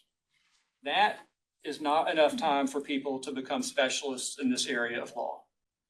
The people in my office, on average, have been in the office more than 12 years. So twice the amount of time that people were spending on the roster. And you'll see the vast majority of these people left between 0 and 4 years. And yes, I do have people who join the roster, and before they can ever take a case, they tell me they don't want to be on the roster anymore. A variety of reasons. They get hired for a new position, they decide they want to do something different. Maybe they didn't like the training and what they heard. They don't think they're up to it, whatever. But quite a few people take the training or never even come to the training, and they're never on the roster. So the current roster itself lacks sustained experience. We have 85 attorneys on the roster, and the average tenure is 5.8 years. Again, that is not long in appellate practice. Over half have been on the roster under 5 years, whereas the average years of experience in my office is 11.5 years. In addition to transients impacting quality, we have variable case acceptance rates, which impacts quality. So our roster is a voluntary roster, meaning if an attorney doesn't want to take a case, for whatever reason, they don't have to take a case. I can't make them take a case. I remember when I was on the court-appointed roster in Orange County, my fax would buzz and I would get a case, and there wasn't a whole lot I could do other than begin to represent the client. There wasn't much calling James Williams and saying, I can't take the case, or calling Judge Anderson or whoever to say, I can't take the case. I just got appointed and I did it. That's not our roster. And for a variety of reasons, that's not the way our roster works. But low acceptance rates do affect specialization and quality of representation. In the past year, I went back and counted. Roster attorneys accepted assignment on average to 4.5 cases per attorney annually. But that varied very widely, and that average is a bit misleading because I had many attorneys who took 0 cases. I had one who took 21 cases. Whereas an attorney in my office can be guaranteed to be assigned 15 clients every year, depending on whether they're taking capital cases. And they generally carry a caseload of 20 or more clients at a time. So the 18 attorneys on the roster who accepted the most cases handled just over half of the cases, and the other 65 handled the other half.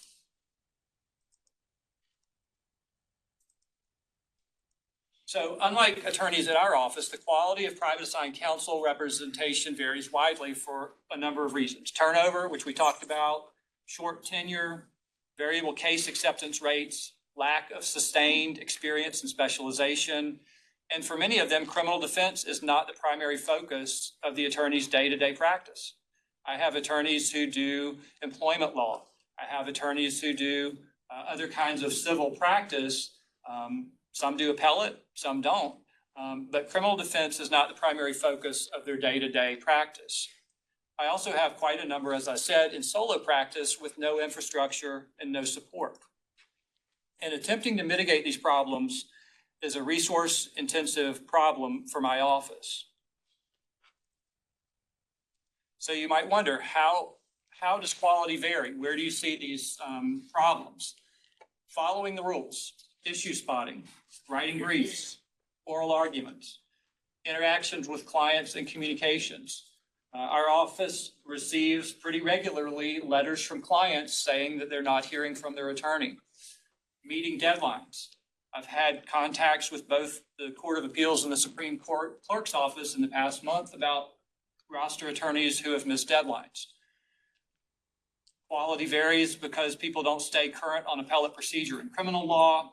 And there's also a lack of creativity and novel arguments, which an office like mine can provide because we have a group of people who interact and work with each other on a daily basis.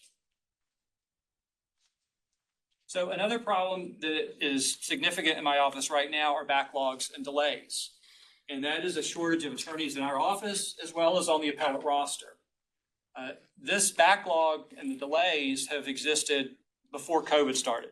So this is not entirely a function of COVID and some things we talked about earlier in the meeting about a bubble or a surge in cases. I believe if COVID had not happened, we probably would have had this conversation 2.5 years ago, because in late 2019, early 2020, we were getting to this point. Over the past year, I've had a backlog of 110 clients without counsel at the end of each week. I sit down on every Friday and I count the cases where there's no attorney assigned, and I am averaging 110 clients. That means there's 110 people sitting in prison who don't have an attorney other than me. The delay between the entry of judgment and assignment of appellate counsel is averaging between 85 and 120 days. So at any given time, there's about 110 people convicted, judgment's been entered, and they don't have an appellate attorney assigned, and they're waiting three-ish months to have an attorney assigned. This is just a graph showing the clients awaiting assignment of counsel. I've plotted them on a graph for the past 12 months, and it does go up and down. It varies week to week. The cases that come in our office could be affected by anything from the holidays to the judges' conference to the hurricane or natural causes like that. But on average, the backlog remains roughly the same each week. We were talking earlier about some of the reasons, maybe an increase in PAC spending and the amount of time that people spend on cases. These are things that affect our caseload as well, and the amount of time that we put into cases. Obviously, the length of the trial impacts how much time you put into it. You're going to have to read the trial transcript, whether it was 2 days or 20 days. You are reading every word that was said in the courtroom as if you were there. You have to review all the exhibits. You have to review all the digital exhibits. And so the concerns over review of digital discovery, it affects us as well. And I can't tell you how many times we get cases where trial attorneys have allowed Cellbrite data, for example, on the cell phone to be admitted into evidence when the only thing the state needed were a handful of text messages. But here we are now with an exhibit that we've got to review, and it's a significant amount of digital discovery and exhibits that we review. Odyssey plays a role in this as well. The rollout of this, whereas our cases had previously come to us from the clerk's office, printed out, already packaged in a pack of documents, attorneys now are having to go onto Odyssey and get all those documents themselves. There is a value to that. There is an efficiency with it, but the work itself has now shifted from clerks to attorneys. And when you've got attorneys in solo practice with no support staff, suddenly we're paying attorneys to click PDF icons on Odyssey to download documents and curate them in a way that they can now use on appeal.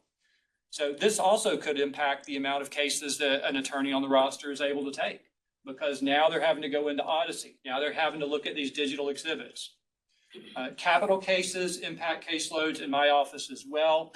My office, by at least the IDS rules, emphasizes that we should take as many of the capital appeals as possible.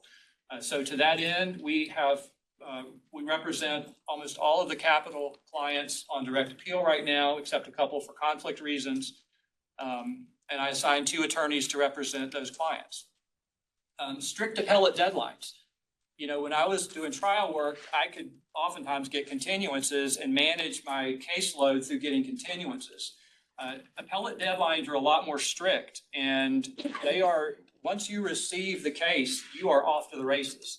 Transcript deadline comes, you receive the transcript. You've got a proposed record deadline, you prepare it, you might get an extension, you serve it, it settles, you file it, and next you're in the appellate courts with a 30-day deadline for a brief. They will probably give you a couple of extensions, but after 2, they start to frown on your extension request. So there are strict appellate deadlines that drive the cases in a way that results in people not being able to take on more because they constantly have deadlines. And then there are factors that are unique to the roster attorneys, which things like the hourly rate. Maybe they can find higher paying business doing other work. They have lack of support staff, lack of experience, and lack of experience can lead to being less efficient. So the more I've looked at this, the more I've felt that this is a simple problem and there's a simple solution. Expand our office and add attorneys. Commit to a long-term plan for additional expansion and fulfill our primary statutory mission of representing those clients on appeal. Reduce the time-consuming management of the roster by downsizing. Now, I think it will improve client representation. It will decrease the backlog, decrease time clients await assignment of counsel. I think adding 10 attorneys would eliminate the current backlog and delays. And alternatives to expansion get complicated. Increase the caseloads for attorneys in my office. And then that's when we have to start talking about at what point do we violate the rules of professional responsibility by taking on too much work. It would affect the quality of representation. Obviously, it would affect morale in the office. We can reduce oversight of roster attorneys. That could be outsourced to somebody at IDS or some other office other than mine to oversee the roster attorneys. We could completely eliminate consultation with trial attorneys. One of the services that our office offers now is attorneys on call. So we have 2 people scheduled every week to answer phone calls from trial attorneys from around the state with questions. They may be in trial, they might be preparing for trial, they might want the latest updates on Fourth Amendment law or whatever.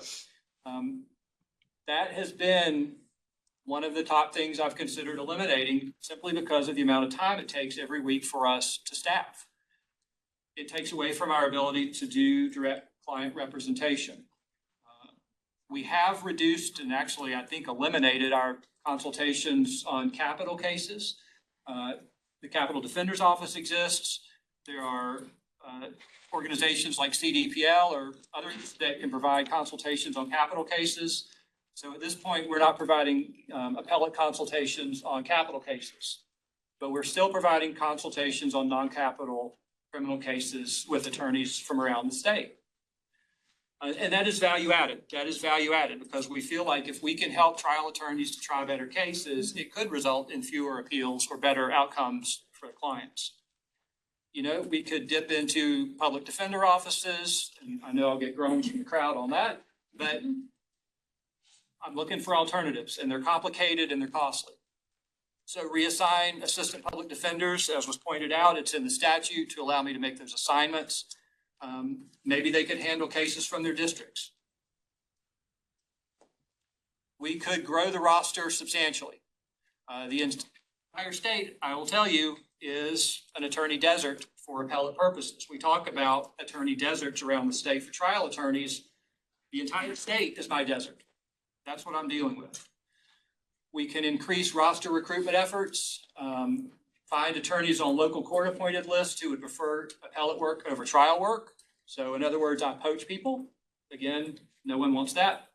I could advertise for out-of-state attorneys to join the roster and work within the existing rules to try to have them represent clients in some type of pro hac vice admission practice. I've considered traveling to the districts around the state to personally recruit. When I first started this, I did go to some local districts to do CLEs, and that may be the thing that I need to do to grow our roster, but I haven't taken that on yet. But the complicated part of this, if we grow the roster substantially, is that increasing the number of attorneys will have diminishing returns.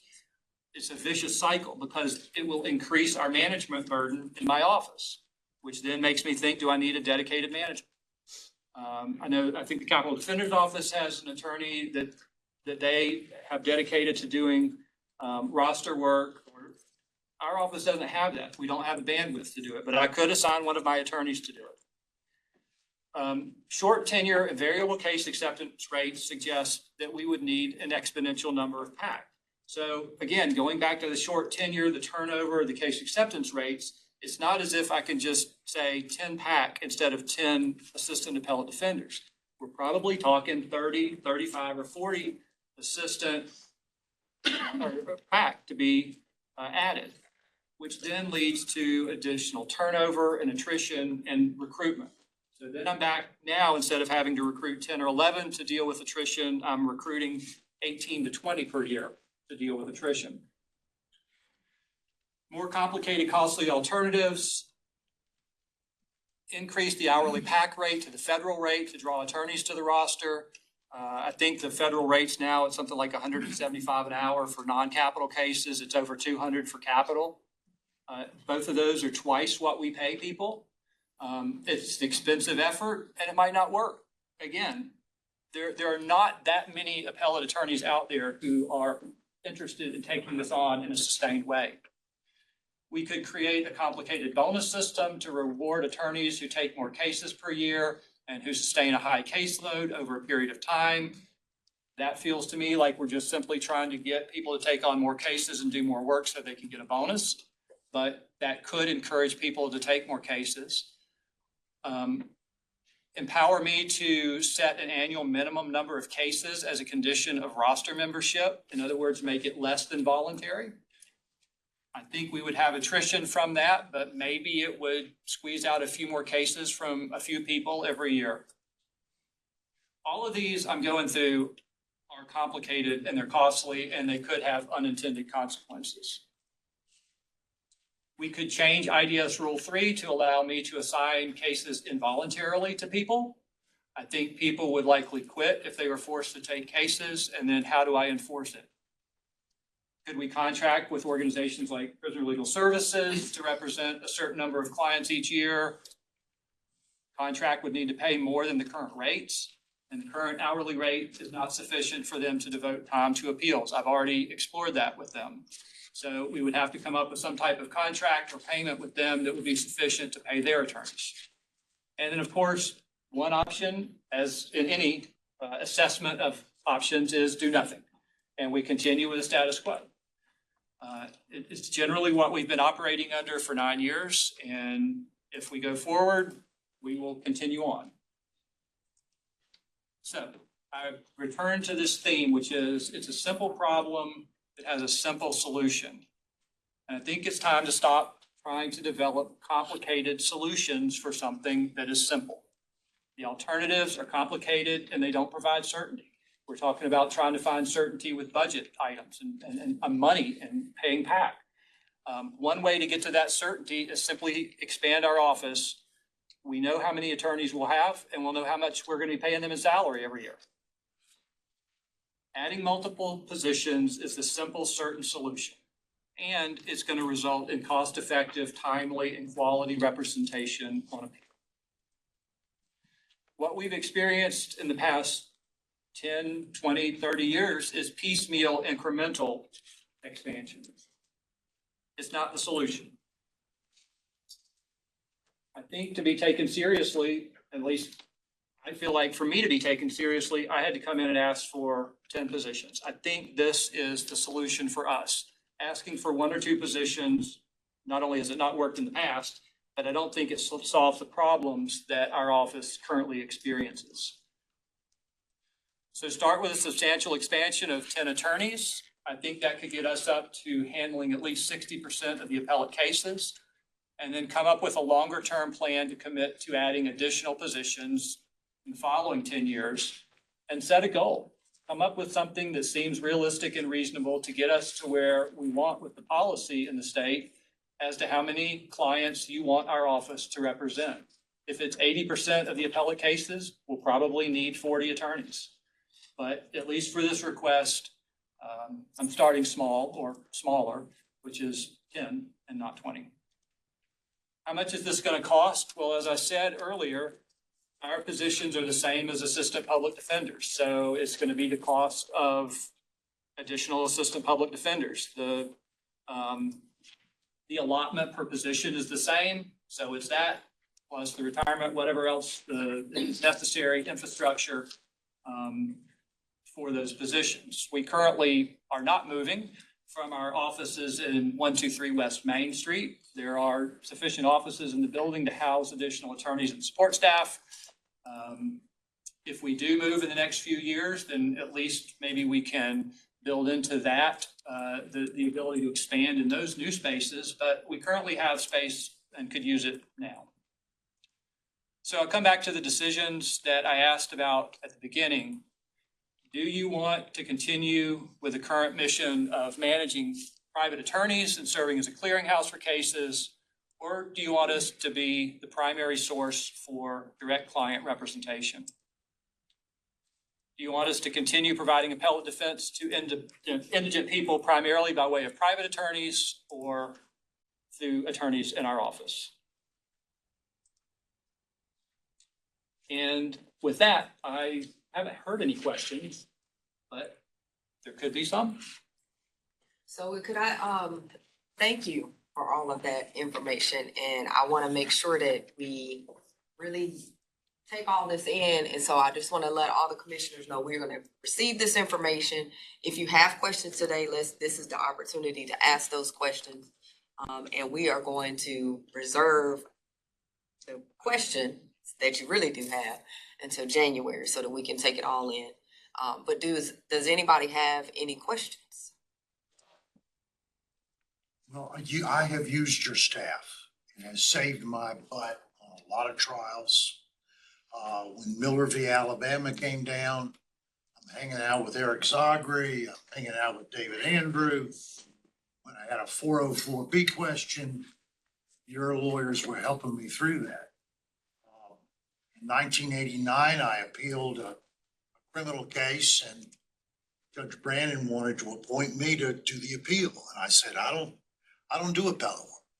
He said, well, the appellate defender's too busy. So I ended up finding Jim Glover and had him do all the work and put his name on the brief, and I gave him the money. But it is a screwy system. I have no business doing appellate work. No business at all. So I hope you get more lawyers. Thank you, George. So I have that one question. When you said that your office reviews every brief that attorneys, how much time does that actually take? I mean, how much time do you all spend doing that? Because that seems to be a lot. Right. We probably review 35 briefs a month. And if you figure every one is 30 pages, it's hours. We have data on the amount of time that we spend that predates COVID, when we were using our timekeeping software to keep track of literally every minute of the day. So I do have data on that in terms of the amount of time we spend on it, but it is substantial.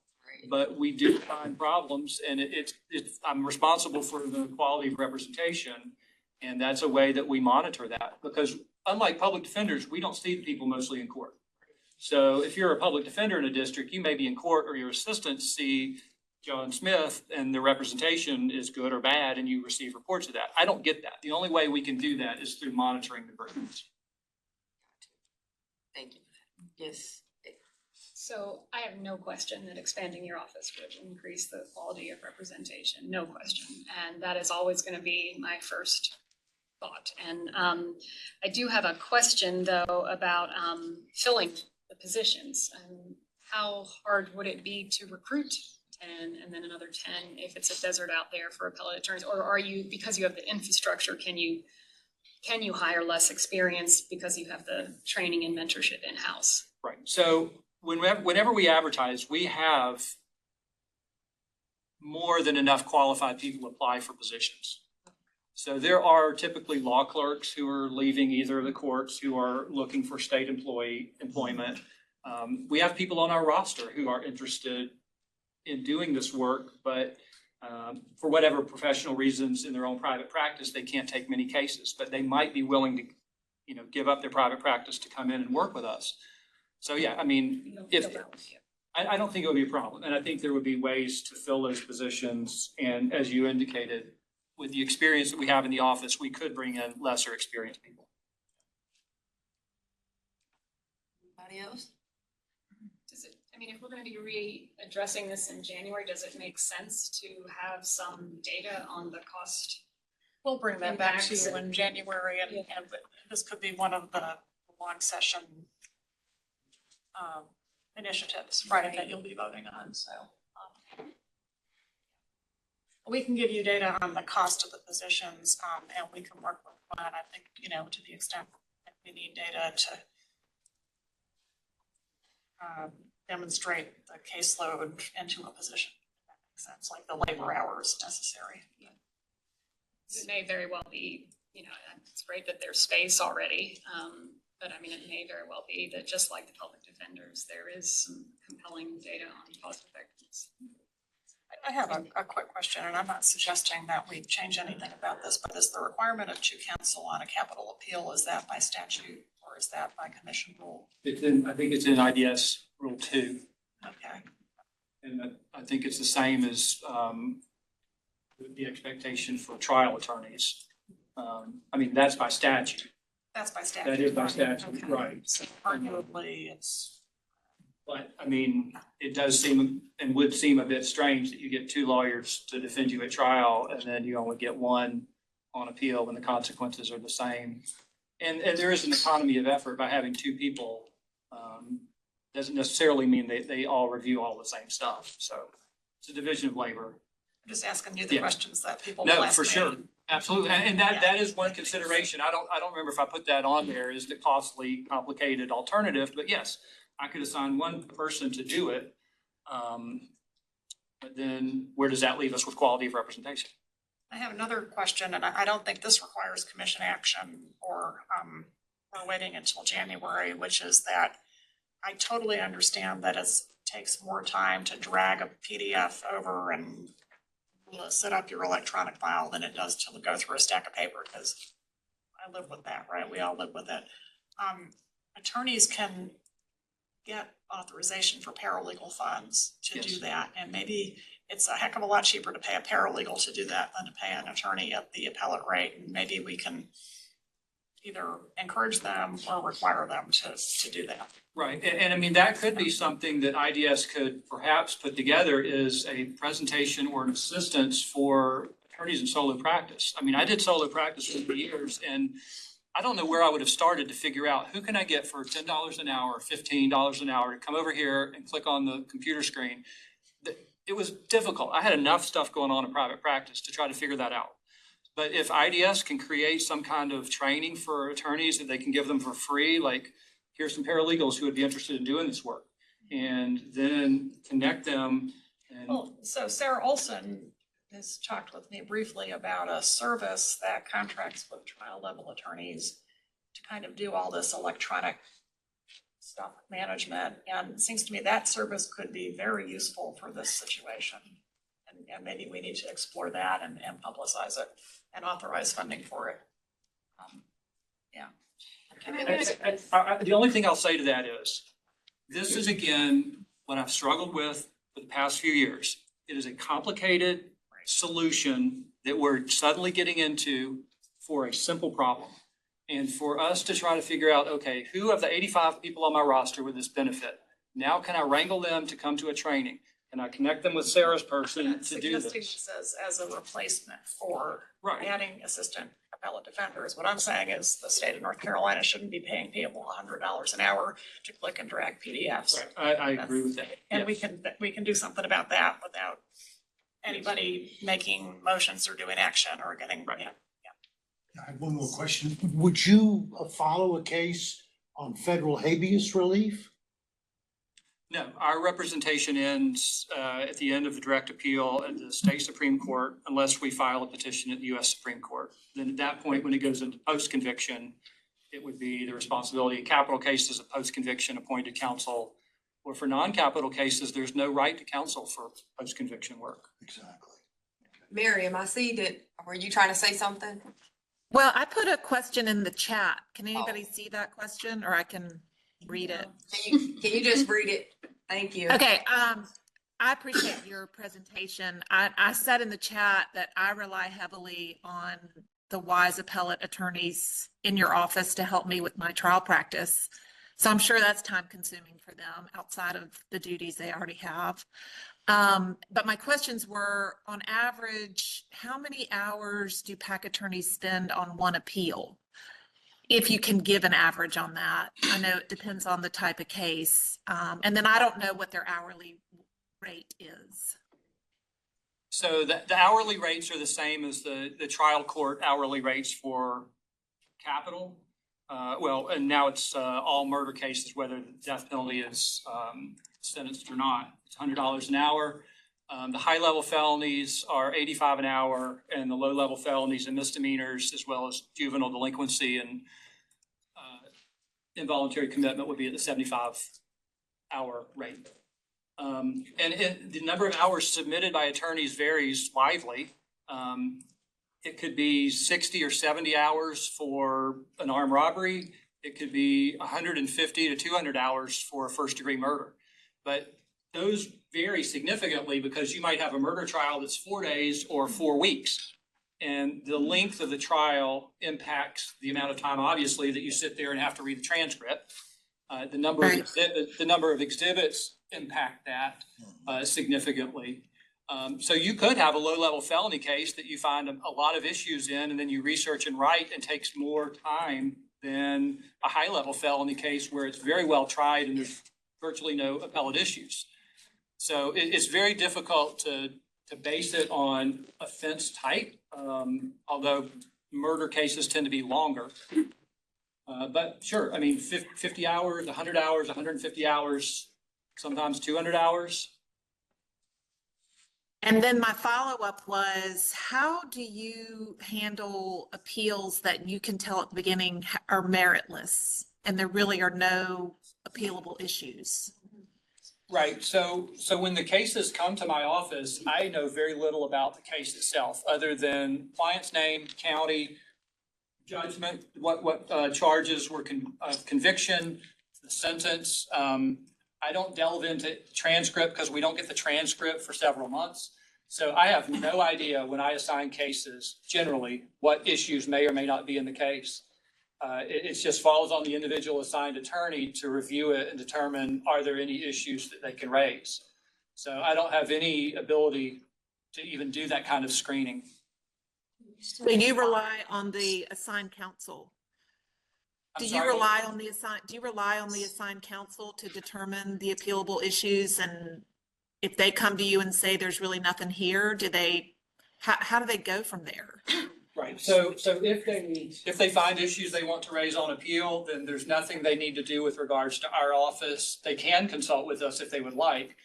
But if they determine that they have not been able to find non-frivolous issues, we do have a policy. It's an IDS policy. It's on the website. It's called the Anders policy. It's the case, Anders versus California, which allows a person to submit a case to the appellate court with no issues for the court to do its own review. And so in order to ensure that all possibilities are examined, those cases have to be submitted to our office, and we have an attorney in our office review the case, the transcript, the exhibits, everything, and basically serve as a backstop to make sure that the roster attorney has in fact found no non-frivolous issues. Thank you. Any other questions?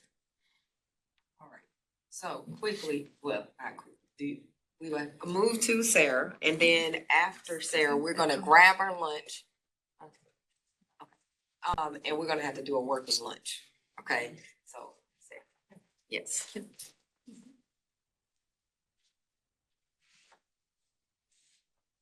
I have updates on two topics. I keep it brief because I know I'm standing between you and your sandwiches.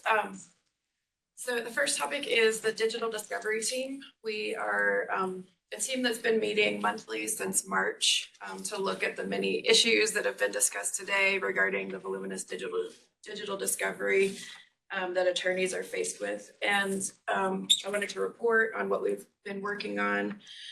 First, we've put together a list of all the products, all the software, apps, services that attorneys are using in their cases.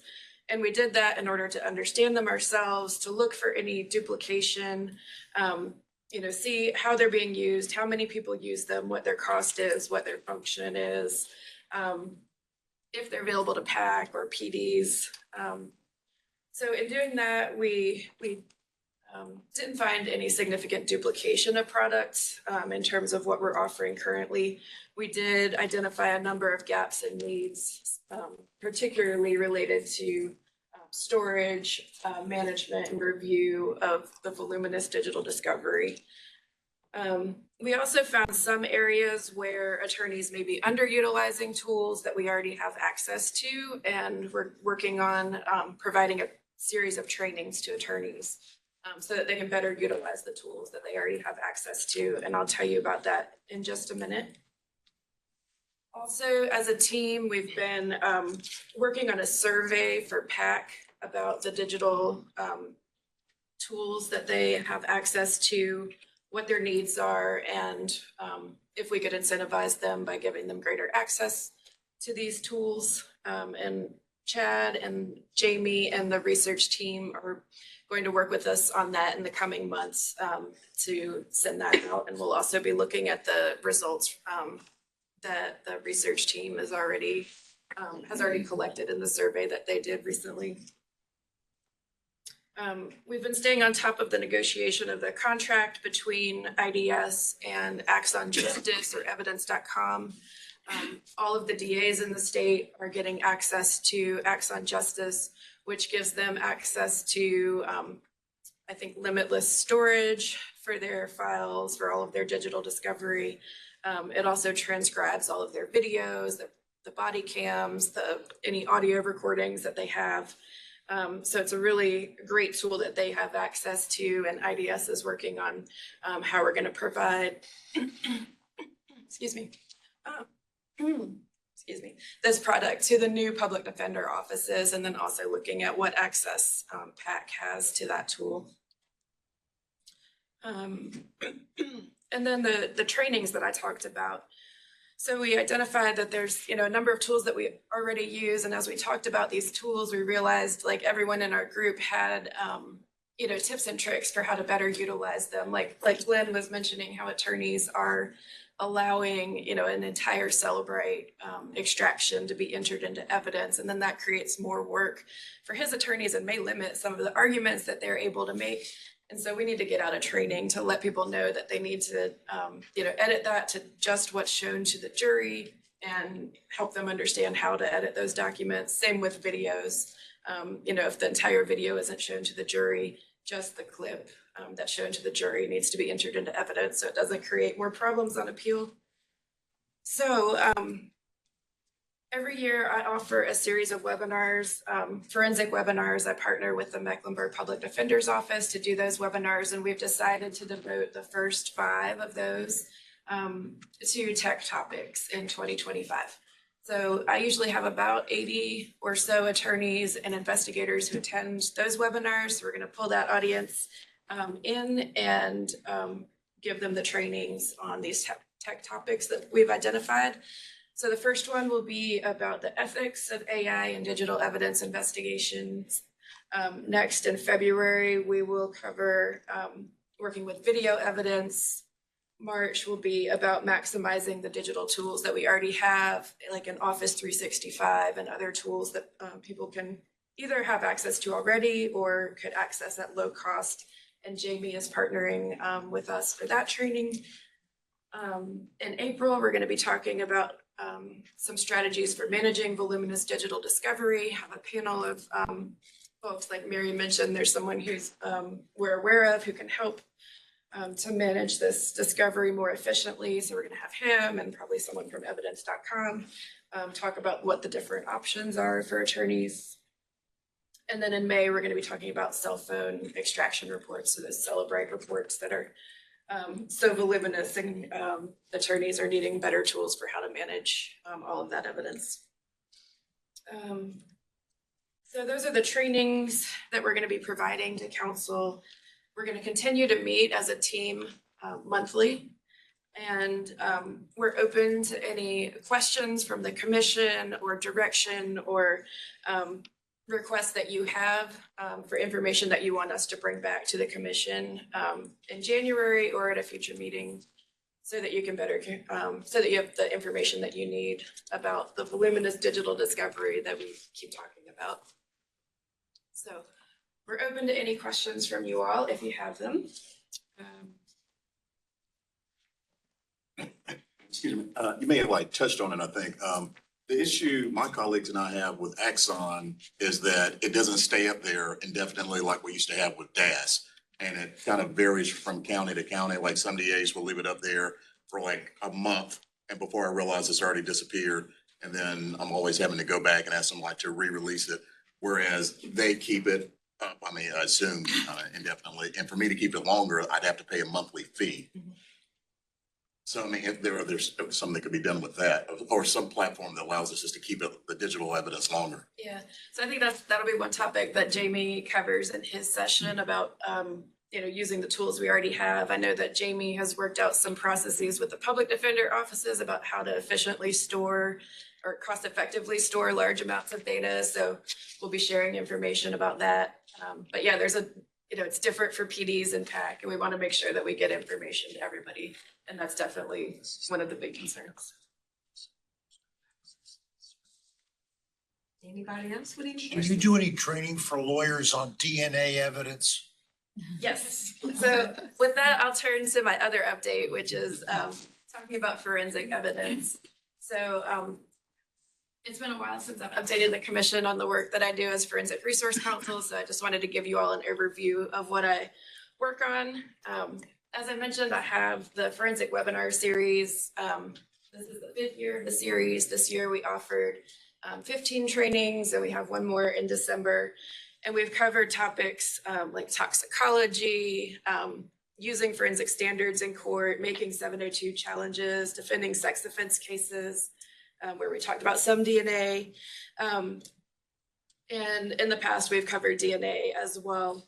And we usually have an average of 80 attorneys attend these programs. There's no cost. We do record them, and I keep like a library. So if folks want to access it afterwards, they can contact me.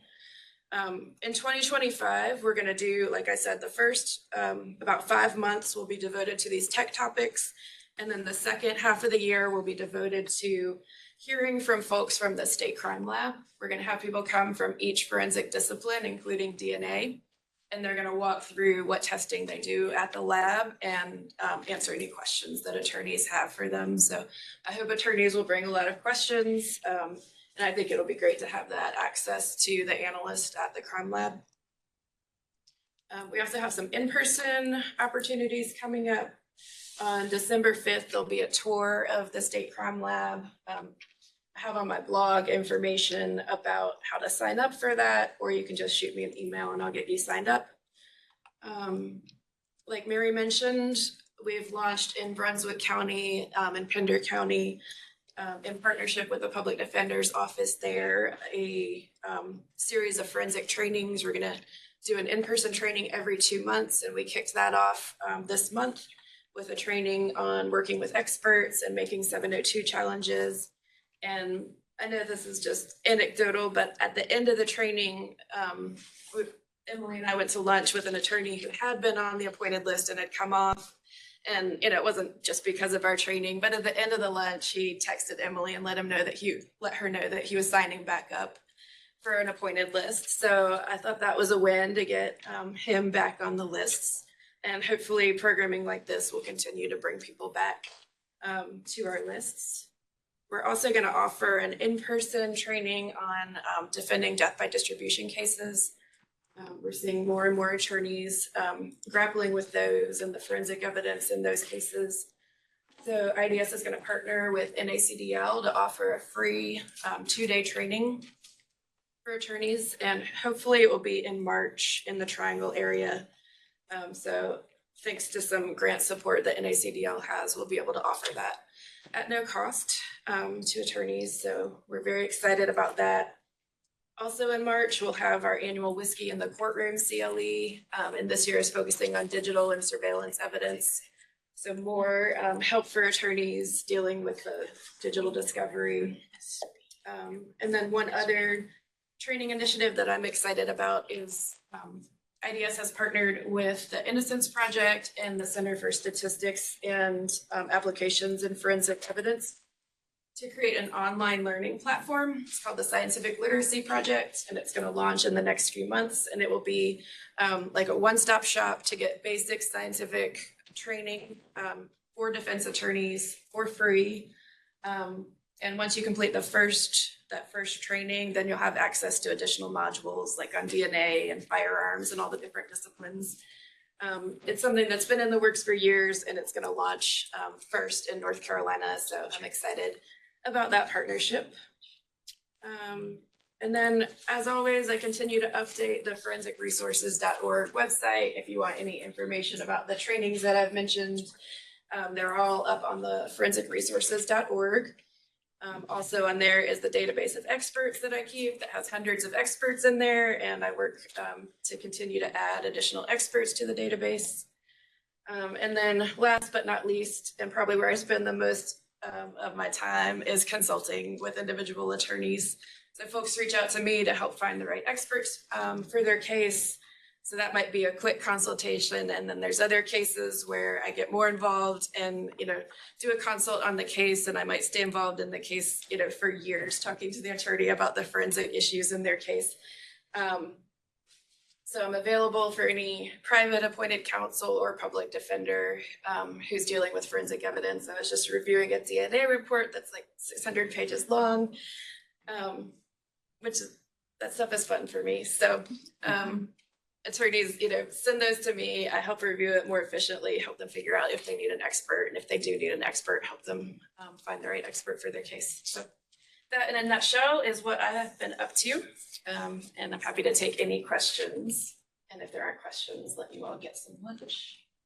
Thank you for that, Just a Sarah. Yes. comment. You are such a valuable asset to indigent defense in the state of North Carolina. So thank you for all of your work. Well, that was who are out in the field day to day. Y'all are my heroes, and I'm glad to be able to just play a part in helping support the work that our attorneys do. So. Yeah, we're extraordinarily lucky. It was close for so much.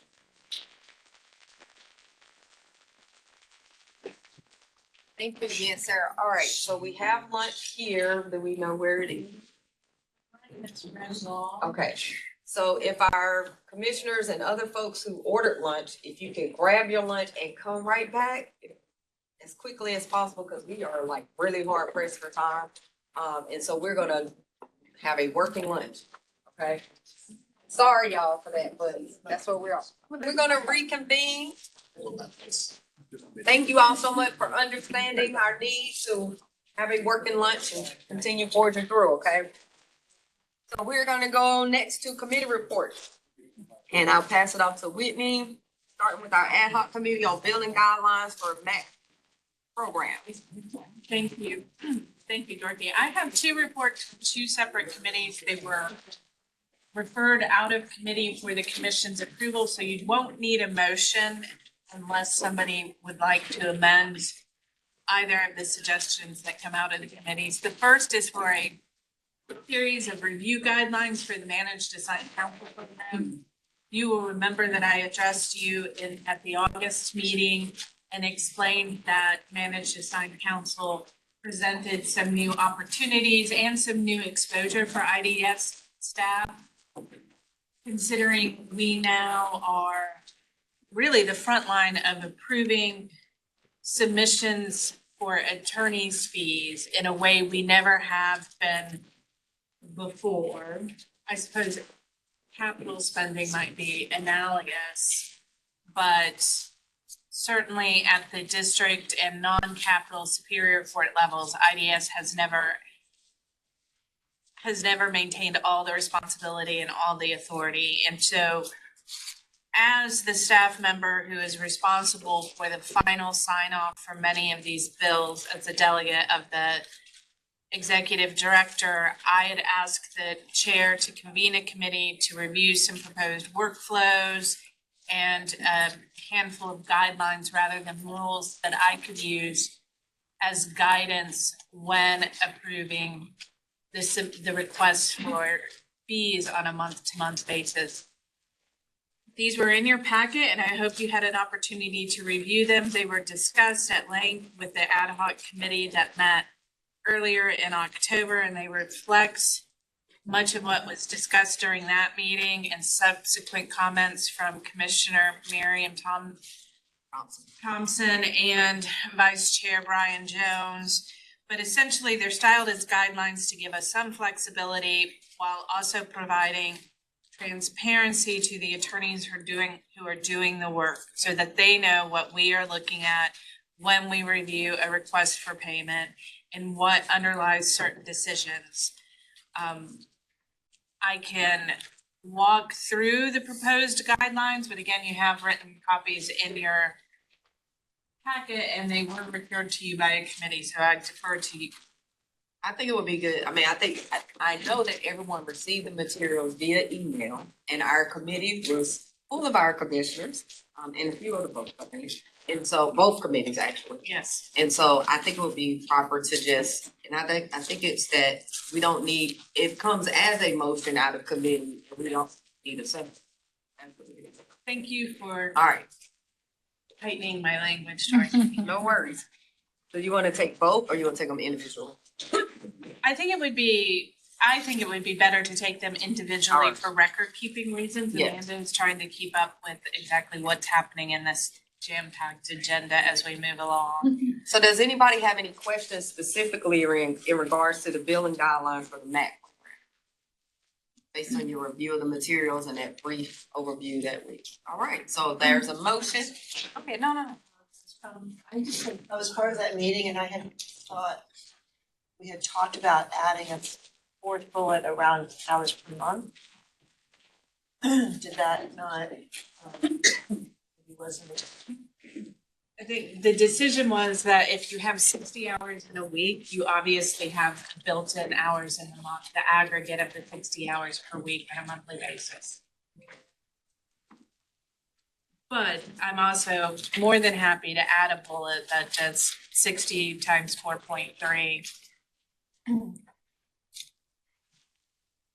It would probably help me in terms of knowing, so my contract attorneys know what I'm gonna be looking at. And sometimes. So I'm not clear. I understand what you're saying now. So can we have one of our commissioners, did y'all hear that and understand what we were saying? So we can have that as an amendment to the proposal that you already reviewed. So forget talking about that. All right, now I have a second to that.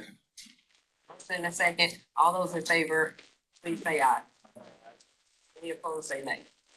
All right, so now we got that amended version. Now, all those in favor of adopting these billing guidelines for MAC program, please say aye. Opposed, nay. All right, thank you, Stacy. All right. You're welcome. All right, next we have our rules committee, bylaws for commission on IDS. And I'm sure some of you all thought that we already had bylaws, but we didn't, and we don't. And so we met in order to. Right, oral tradition. It's a statute. I'll have that. That too, but. So this also comes out of the committee as a motion, and Dorothy just explained all of this. I haven't finished my lunch, so I'm struggling with my words. But the impetus behind this was actually a session law that came out of the 2024 short session.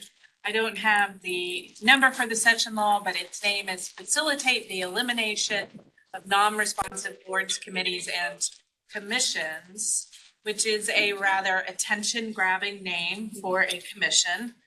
Mary and I reviewed it and discussed it. There's no, the statute requires us to report certain information to the General Assembly's librarian within 120 days of request.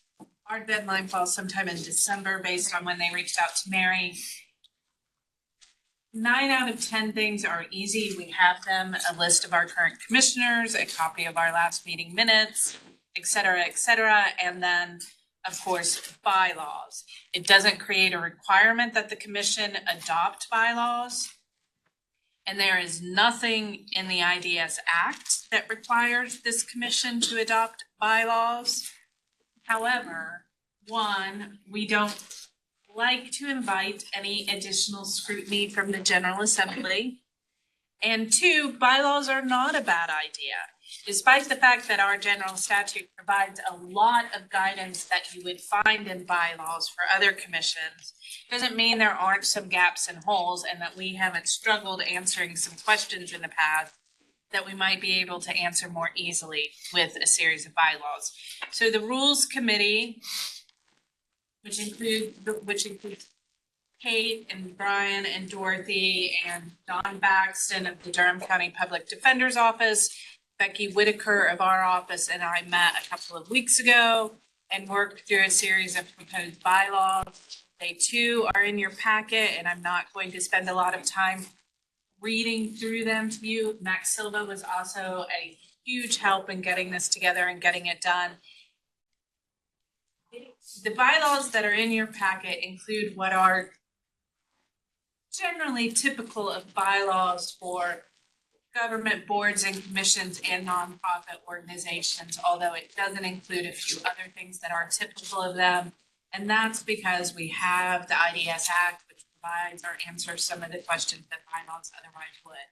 What this does is it pulls in some of these kind of, what would you call them, ad hoc policies that the agency has developed from time to time over 20 years, including elections of officers.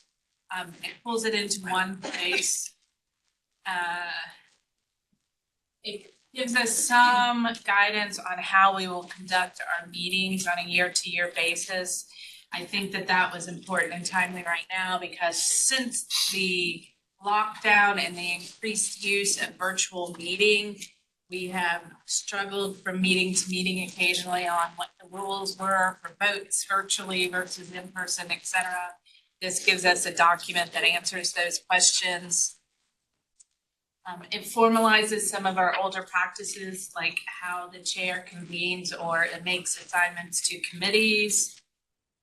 And then rather than pulling in the policy on the appointment of the IDS director and other staff, that other staff being the statewide defenders, rather than pulling it in like I did or I'm proposing with the officers, I have left that as a reference in paragraph 6. And I did that principally to provide y'all with flexibility as each new position becomes available and recruitment is necessary. We don't want to have to amend the bylaws anytime somebody retires or moves on to a new position. Is there anything I'm missing? Okay. So that's the end of my spiel on the bylaws. I think the idea was that it's really reflexive of policies and practices of the commission over however many years. It was never actually written down how long chairs should serve, so it's how it is. Not a bad thing. And they could be amended down the road if things change again, right? And no, it did not happen because they want to get rid of me. Just know that. Apparently, there are a fair number of state commissions who never You know, I've just kind of been hanging out there on the books for, like, some of these old criminal prosecuted. 47 years. Anybody have any questions about the bylaws proposal?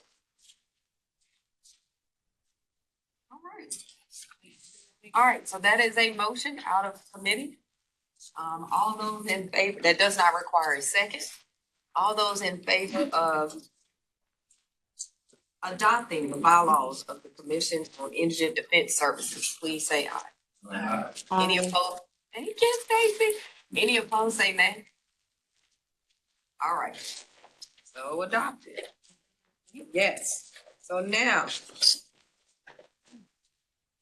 as you all have also included in your materials, is a calendar, the 2025 meeting calendar. You reviewed it. Could I get a motion to adopt the 2025 meeting calendar? Have a motion? Do I have a second? Second. All right. All those in favor of adopting the 2025 meeting calendar, please say aye. Aye. Opposed, say nay. Thank you. Next, moving to election of chair and vice chair.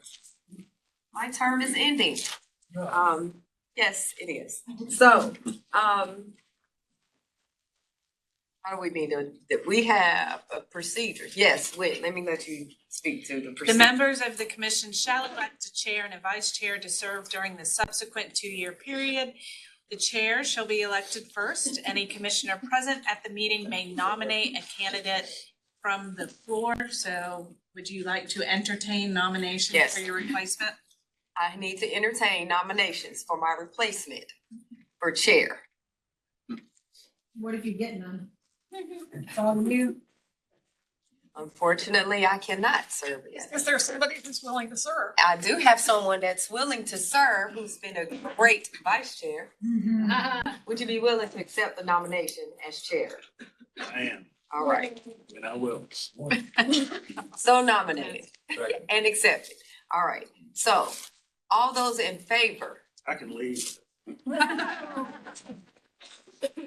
all those in favor of our new nominated vice chair to serve as chair, please say aye. Any opposed? Any opposed, say nay. All right, perfect. Now, do I have a nomination for vice chair? I will make a nomination. All right, Miriam Thompson. all right.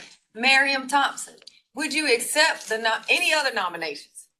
All right, Miriam Thompson, would you accept the nomination to serve as vice chair for the next 2 years of our commission? Well. I'm not sure what that response was. You're on mute. You just don't want to accept. Says yes. I accept. Yeah. All right, thank you so much. All right. All those in favor of Miriam Thompson serving as our new vice chair, started in January, please say aye. All those, any opposed, say nay. All right, thank you. We have a new chair and vice chair that will begin in January. Thank you too, and I think you're going to be phenomenal. All right, next we move to adopting the recruitment plan for parent defender.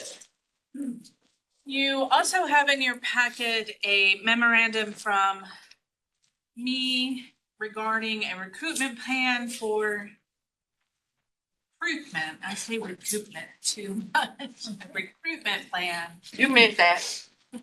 We can't implement a recruitment plan, even though we would like to. For the parent defender, as y'all learned during your last quarterly meeting, unfortunately for IDS and for public defense and for the state of North Carolina, Wendy Sotolongo will retire from her position as the public defender effective April 30, 2025. It's really a bit daunting to think about finding a replacement for Wendy. And that's not just because she's the inaugural parent defender. She not only created the position, but she really crafted it into something that I think has served indigent defense and the parents of North Carolina really, really well.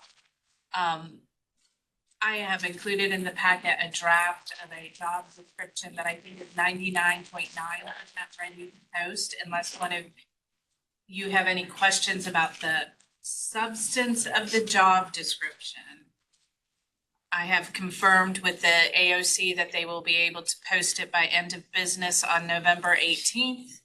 And we'll be looking for a replacement for Wendy, so they'll all be getting on that day.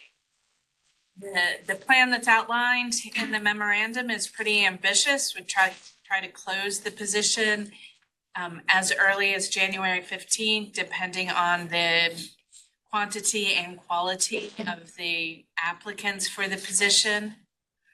And then, as typical for one of these recruitment plans, Mary, Wendy, and I will attempt to call the candidates to 5 and then begin working with the personnel committee to further winnow down the number of applicants for presentation to the commission at the full commission for consideration as soon as possible. We would like to have if possible, we would like to have the person identified and perhaps even available to work for a short time before Wendy's retirement becomes fully effective. That means, based on your recently adopted 2025 calendar, that we might have to call a special meeting of the commission, but it would be virtual.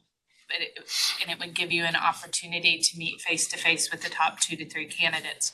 So what I'm asking the chair and the commission to consider doing is adopting this recruitment plan that's included in the memorandum and identify members of a personnel committee who can begin working with us in the new year. And the reason why I'm asking for you to identify the members of the personnel committee is because you won't make committee appointments generally until the first meeting of the year, not until February.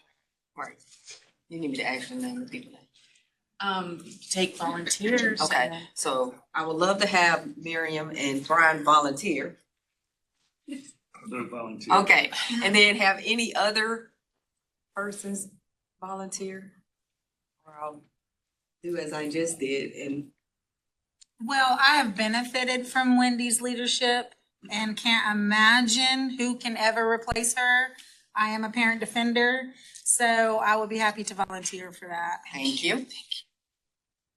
All right, perfect. So there's our committee. I mean, our personnel committee. And then we still need to take a vote on the adoption of the recruitment plan. So do I have a motion for that? Oh, yes, sir. On this is 10/27, and I thought I heard you say January 15th Opening date on this. on the proposal. I think I'm gonna put a date in there just to create this. Right. Because it says opening date 10/14, closing date 10. Right, this was generated in the AOC. It's just a draft that will be revised and reflect that it's. So what we're voting on is what you're saying. And the Right. body of it Right. gives the other date. And Wendy Yeah, gave that's what I'll- graciously of her time to give input on all of this. Thank you. This is not the one that we. This is not the one that we agreed on. Substantively, it should be. Doesn't have any of the whole backstory, just sent an email last night, doesn't have any of this job description is not reflective of the knowledge, skills and abilities. Okay, so can we get that updated and emailed out to everybody? Yes. I'm Okay, so we'll do absolutely that, cause fine I doing noticed too, that. they had Wade County, like other little stuff Well, on that's it. what, Yeah, it is in draft. right, This is not the version you signed off on, but we'll get that circulated. yeah. Thank you, Wendy, for that. Any other questions? Quick question. I didn't see with the advertisement, but I assume you'd like us to spread the word through our social media, respective social media stuff. That's included in the memorandum, the various social media, sure, we'd love to have people amplify it through social media, but we will be using other channels to increase. We want to throw a really wide net. We'll be using various listservs outside the traditional IDS run listservs or state listservs, and social media will be an important place to amplify. We'll look for it, but if you think about, sending it to all of us, we'll be glad to, cut and paste, send it. Rob is cutting up. Thank you. He is cutting up. I'm sorry. It's all you. Sorry, not. I'm used to it. Okay. Yes, Mary. Can you explain again what this committee is, and should Wendy be part of it as well, or is that not appropriate? No, The committee will probably we're gonna have her talk to backdrop. Wendy quite Yes. a bit, but Yes. the committee is really just to work with me, Mary, and other staff to Keep the process, Yeah. keep the process going, to review the applications, to kind of initially separate wheat from the chaff so that we have a qualified group of applicants for the committee to look at and then send on to the commission for final approval. But just so you know, in case you didn't hear, Miriam, Wendy did work with them on this description, job description and all of that good stuff. So she's working very closely with them on all of this. Okay, I got it. Thank you. All right. Is there an NCHA,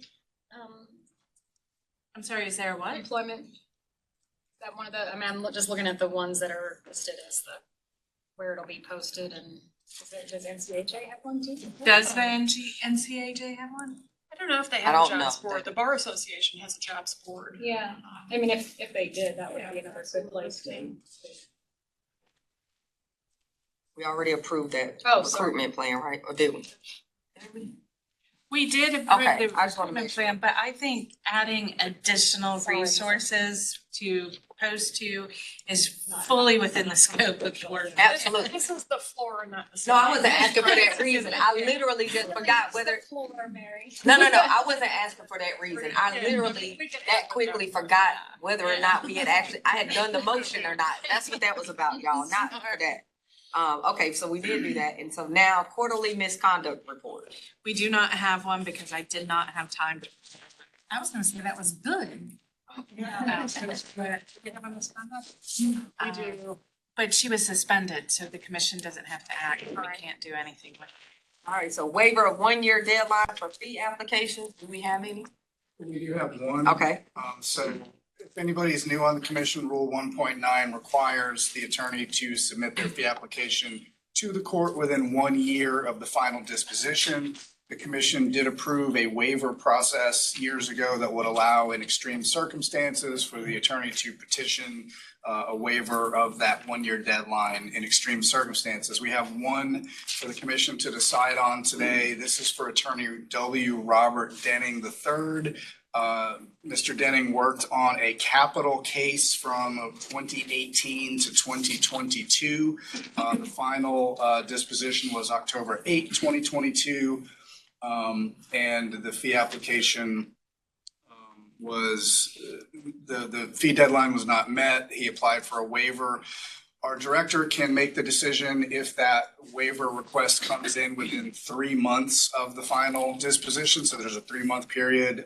This was submitted 1 year and 14 days past that deadline. The show cause that was provided is that the attorney's law firm was sold abruptly. And the partners had about 8 weeks to vacate, set up shop elsewhere, set up all the infrastructure. The attorney had 8 active murder cases at the time and 1 active murder trial. This attorney does a significant amount of work for indigent clients and appointed cases. And so there was a show cause given. So the director's recommendation is that the waiver be granted. Your options are you can deny the waiver, which would deny any payment. You can approve payment in full, which would be a payment of $41,604. There was 435 hours worked on this case. The commission also has the option to impose either a 10, a 20, or a 30% penalty if they choose. So a 10% penalty would be a payment of $37,443. 20% penalty would be $33,283, and a 30% penalty would be $29,122.80. So those are the options for the commission. Full payment, no payment, or any of these 10, 20, or 30% penalties. Question? How long has he been an attorney? Does he generally obviously does good work. And what county is he in? This was a, He's in Johnston. Johnston County case, and what I can confirm is that this attorney has not submitted a waiver request. It's never happened before. Right. He's a pretty highly regarded attorney too. Yeah, he's, Well, I would and recommend he's that been we, practicing for a very long time. that we pay in full. I think so too. All right, motion and a second, Second. full payment.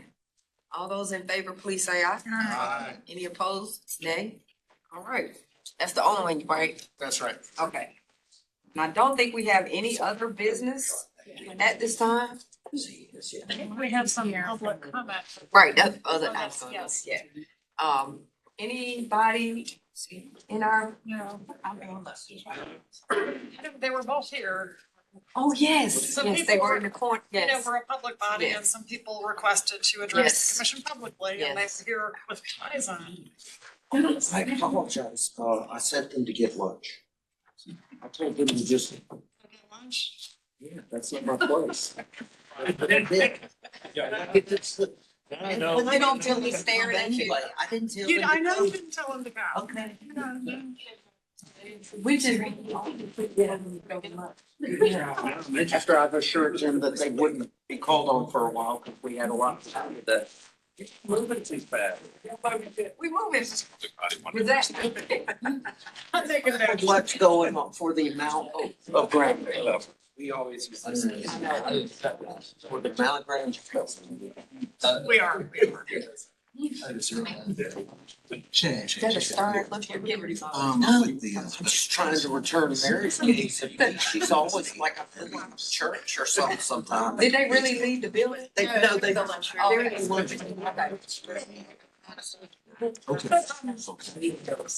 Say something while we're waiting for them to come back and, which is that I learned just this past week that Jonathan McGinnis is retiring at the end of December. Jonathan is here in the back. And, he is the chief public defender in Scotland and Hope County, and he's gonna be mad at me because I'm calling him out here. I need that chief public defender. Be 18 full years, December 31st. Yeah, and, when I started at IDS, I learned a lot from Jonathan, and I was, like, Jonathan is a really thoughtful guy.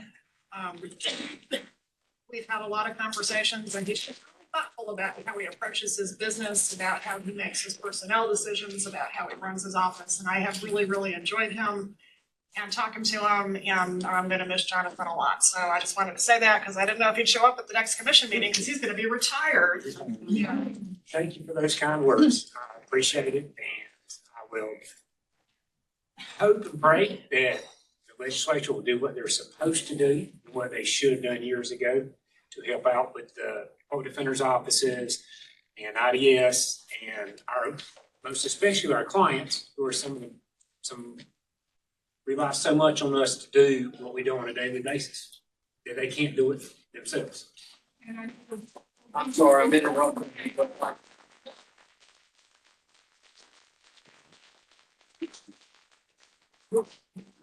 Thank you so much for clarity, sir. All right, gentlemen, you're back. Thank you for being here. We know you are here and would like to give some comments. We want to give you an opportunity to do that. Well, thank you very much. My name's Doug Smith. This is Stephen Goodwin. And the Honorable Capital Defender, Rob Sharp's probably nervous about what we're about to say. So, Madam Chairperson, Defenders, Commissioners, Madam Director, we're here to speak on behalf of Mr. Sharp and his reappointment. We want to say that certainly watching Defender Birdie's presentation, it's nothing we in the trenches don't know. These massive deserts of representation, resources, questions of where they're going to come from. It's obvious that we are in a very transformative period. Brings me to Mr. Sharp. In this transformative period, his leadership, his ability to understand the attorneys that do the capital defense work, what motivates them, what drives them, being there for them in their ups and their downs, which in the capital case, when it's down, it's really down. And constantly messaging us to recruit our colleagues, to reinforce our colleagues in their work, be of assistance. If someone is in trial, need some help. Within our community, it is not a lonely community. Folks come running. And I have to say, I kind of get choked up, but Mr. Sharp, that speaks to his leadership ability. He's developed this community, continues to grow it under extraordinary circumstances. And of course, you guys are all familiar with the wealth of knowledge, depth of skill sets he has in capital defense, but you can be the best advocate, not necessarily a great leader. He is a great leader, and we would ask that you reappoint Mr. Sharp. Thank you, sir. Everything that he said. My name's Stephen Goodwin. I'm an assistant capital defender. I've been there 8 years. Rob talked me out of private practice in South Charlotte to go to Lumberton. And so let me just say how that's pretty mind-boggling that change was. So, thanks, Rob. Our leadership team is very good, despite the driver, which y'all know here. Kidding. But during Rob, as this leadership team has been there with Rob at the head of it, we have consults with that we as assistant capital defenders do, and folks that maybe have jumped into retirement and come back in with lots of experience with roster attorneys with each other. That's new. We've got a mentoring program. That's new. That helps because we got the same problem with the list that Twin does. All the experienced folks are retiring or dropping off. I turned 58 yesterday. I started looking around at the seminar we were at in Asheville, and I was like, good gracious, I'm one of the old guys here. This is not good. Yeah, it's like, let's go great. But caring about us, just 15, 16 of us as assistant capital defenders and the folks in our office and our mitigation staff. Couldn't find a better guy to do. We've been supported personally. Superior Court judge say to my client, and may God have mercy on your soul. That's a bad day. And we're doing so much better with Rob and the support that he gives us of the advanced training. I know those things are expensive. We went to Colorado this summer for the wine board jury selection. Stuff like that makes it so much better at representing. The state says in every case is the worst of the worst, but everyone's broken. Rob asked me, this is the last thing I got. Rob asked me when he hired me, he said, what would happen if you walked into meet a client for the first time and you saw, oh, that guy needs a death penalty? And I said, I quit. He went, okay, that's good. And then I moved to Lumberton. Despite that, Rob's a great leader, and we appreciate it very, very much because we pay him. Gentlemen, the checks are in the mail. Thank you. Thank you, gentlemen. Sorry for interrupting your lunch. Thank you. Pushed it down.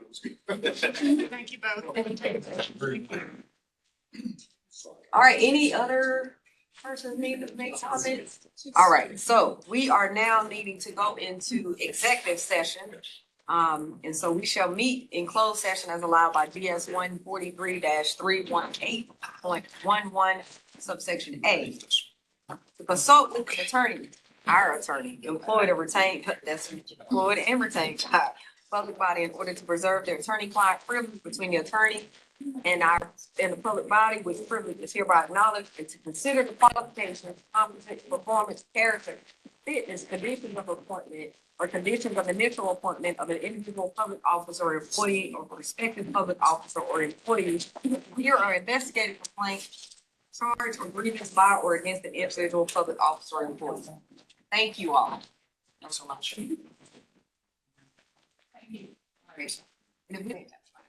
Yeah, I already did. We have two matters to address in open session. Could I have a motion on the first matter from anyone? First matter, Mr. Sharp, The reappointment of Mr. Sharp, yes. move that we reappoint. Second. All right, I have a motion and a second to reappoint Mr. Sharp. All For a those new in favor? four-year term to For a begin new January four-year 1. term beginning January 1, 2025. All right, all those in favor, please say aye. Aye. Any opposed? Thank you, Stacy. Thank you. Any opposed? Nay. All right. Do I have a motion on the reappointment of our juvenile defender, Exarchai, So for moved. a new term to begin in January of 2025 So moved. for 4 years? Yes. All right. All those in favor, please say aye. Aye. Any opposed, say nay. All right. Thank you, Stacy. All right. So congratulations, gentlemen. Thank you. And thank you. And, we do have some things that we would like to talk about and speak to you about, some great things and then some other things that we would like to talk to you about. So we will speak to you about those later. But we appreciate the work that you've been doing. It's been great. We got lots of great feedback, great evaluations, all of that good stuff. So, Wait, I have a speech, wait. no, not today. January? Not today. I think that it concludes all of our agenda, so I think we went through the entire agenda, so we don't need to necessarily have a motion. But if anybody wants to just do a motion to adjourn, we can do that. All right. Motion. Second. All right, thank you. Y'all have a great one. I mean, you got,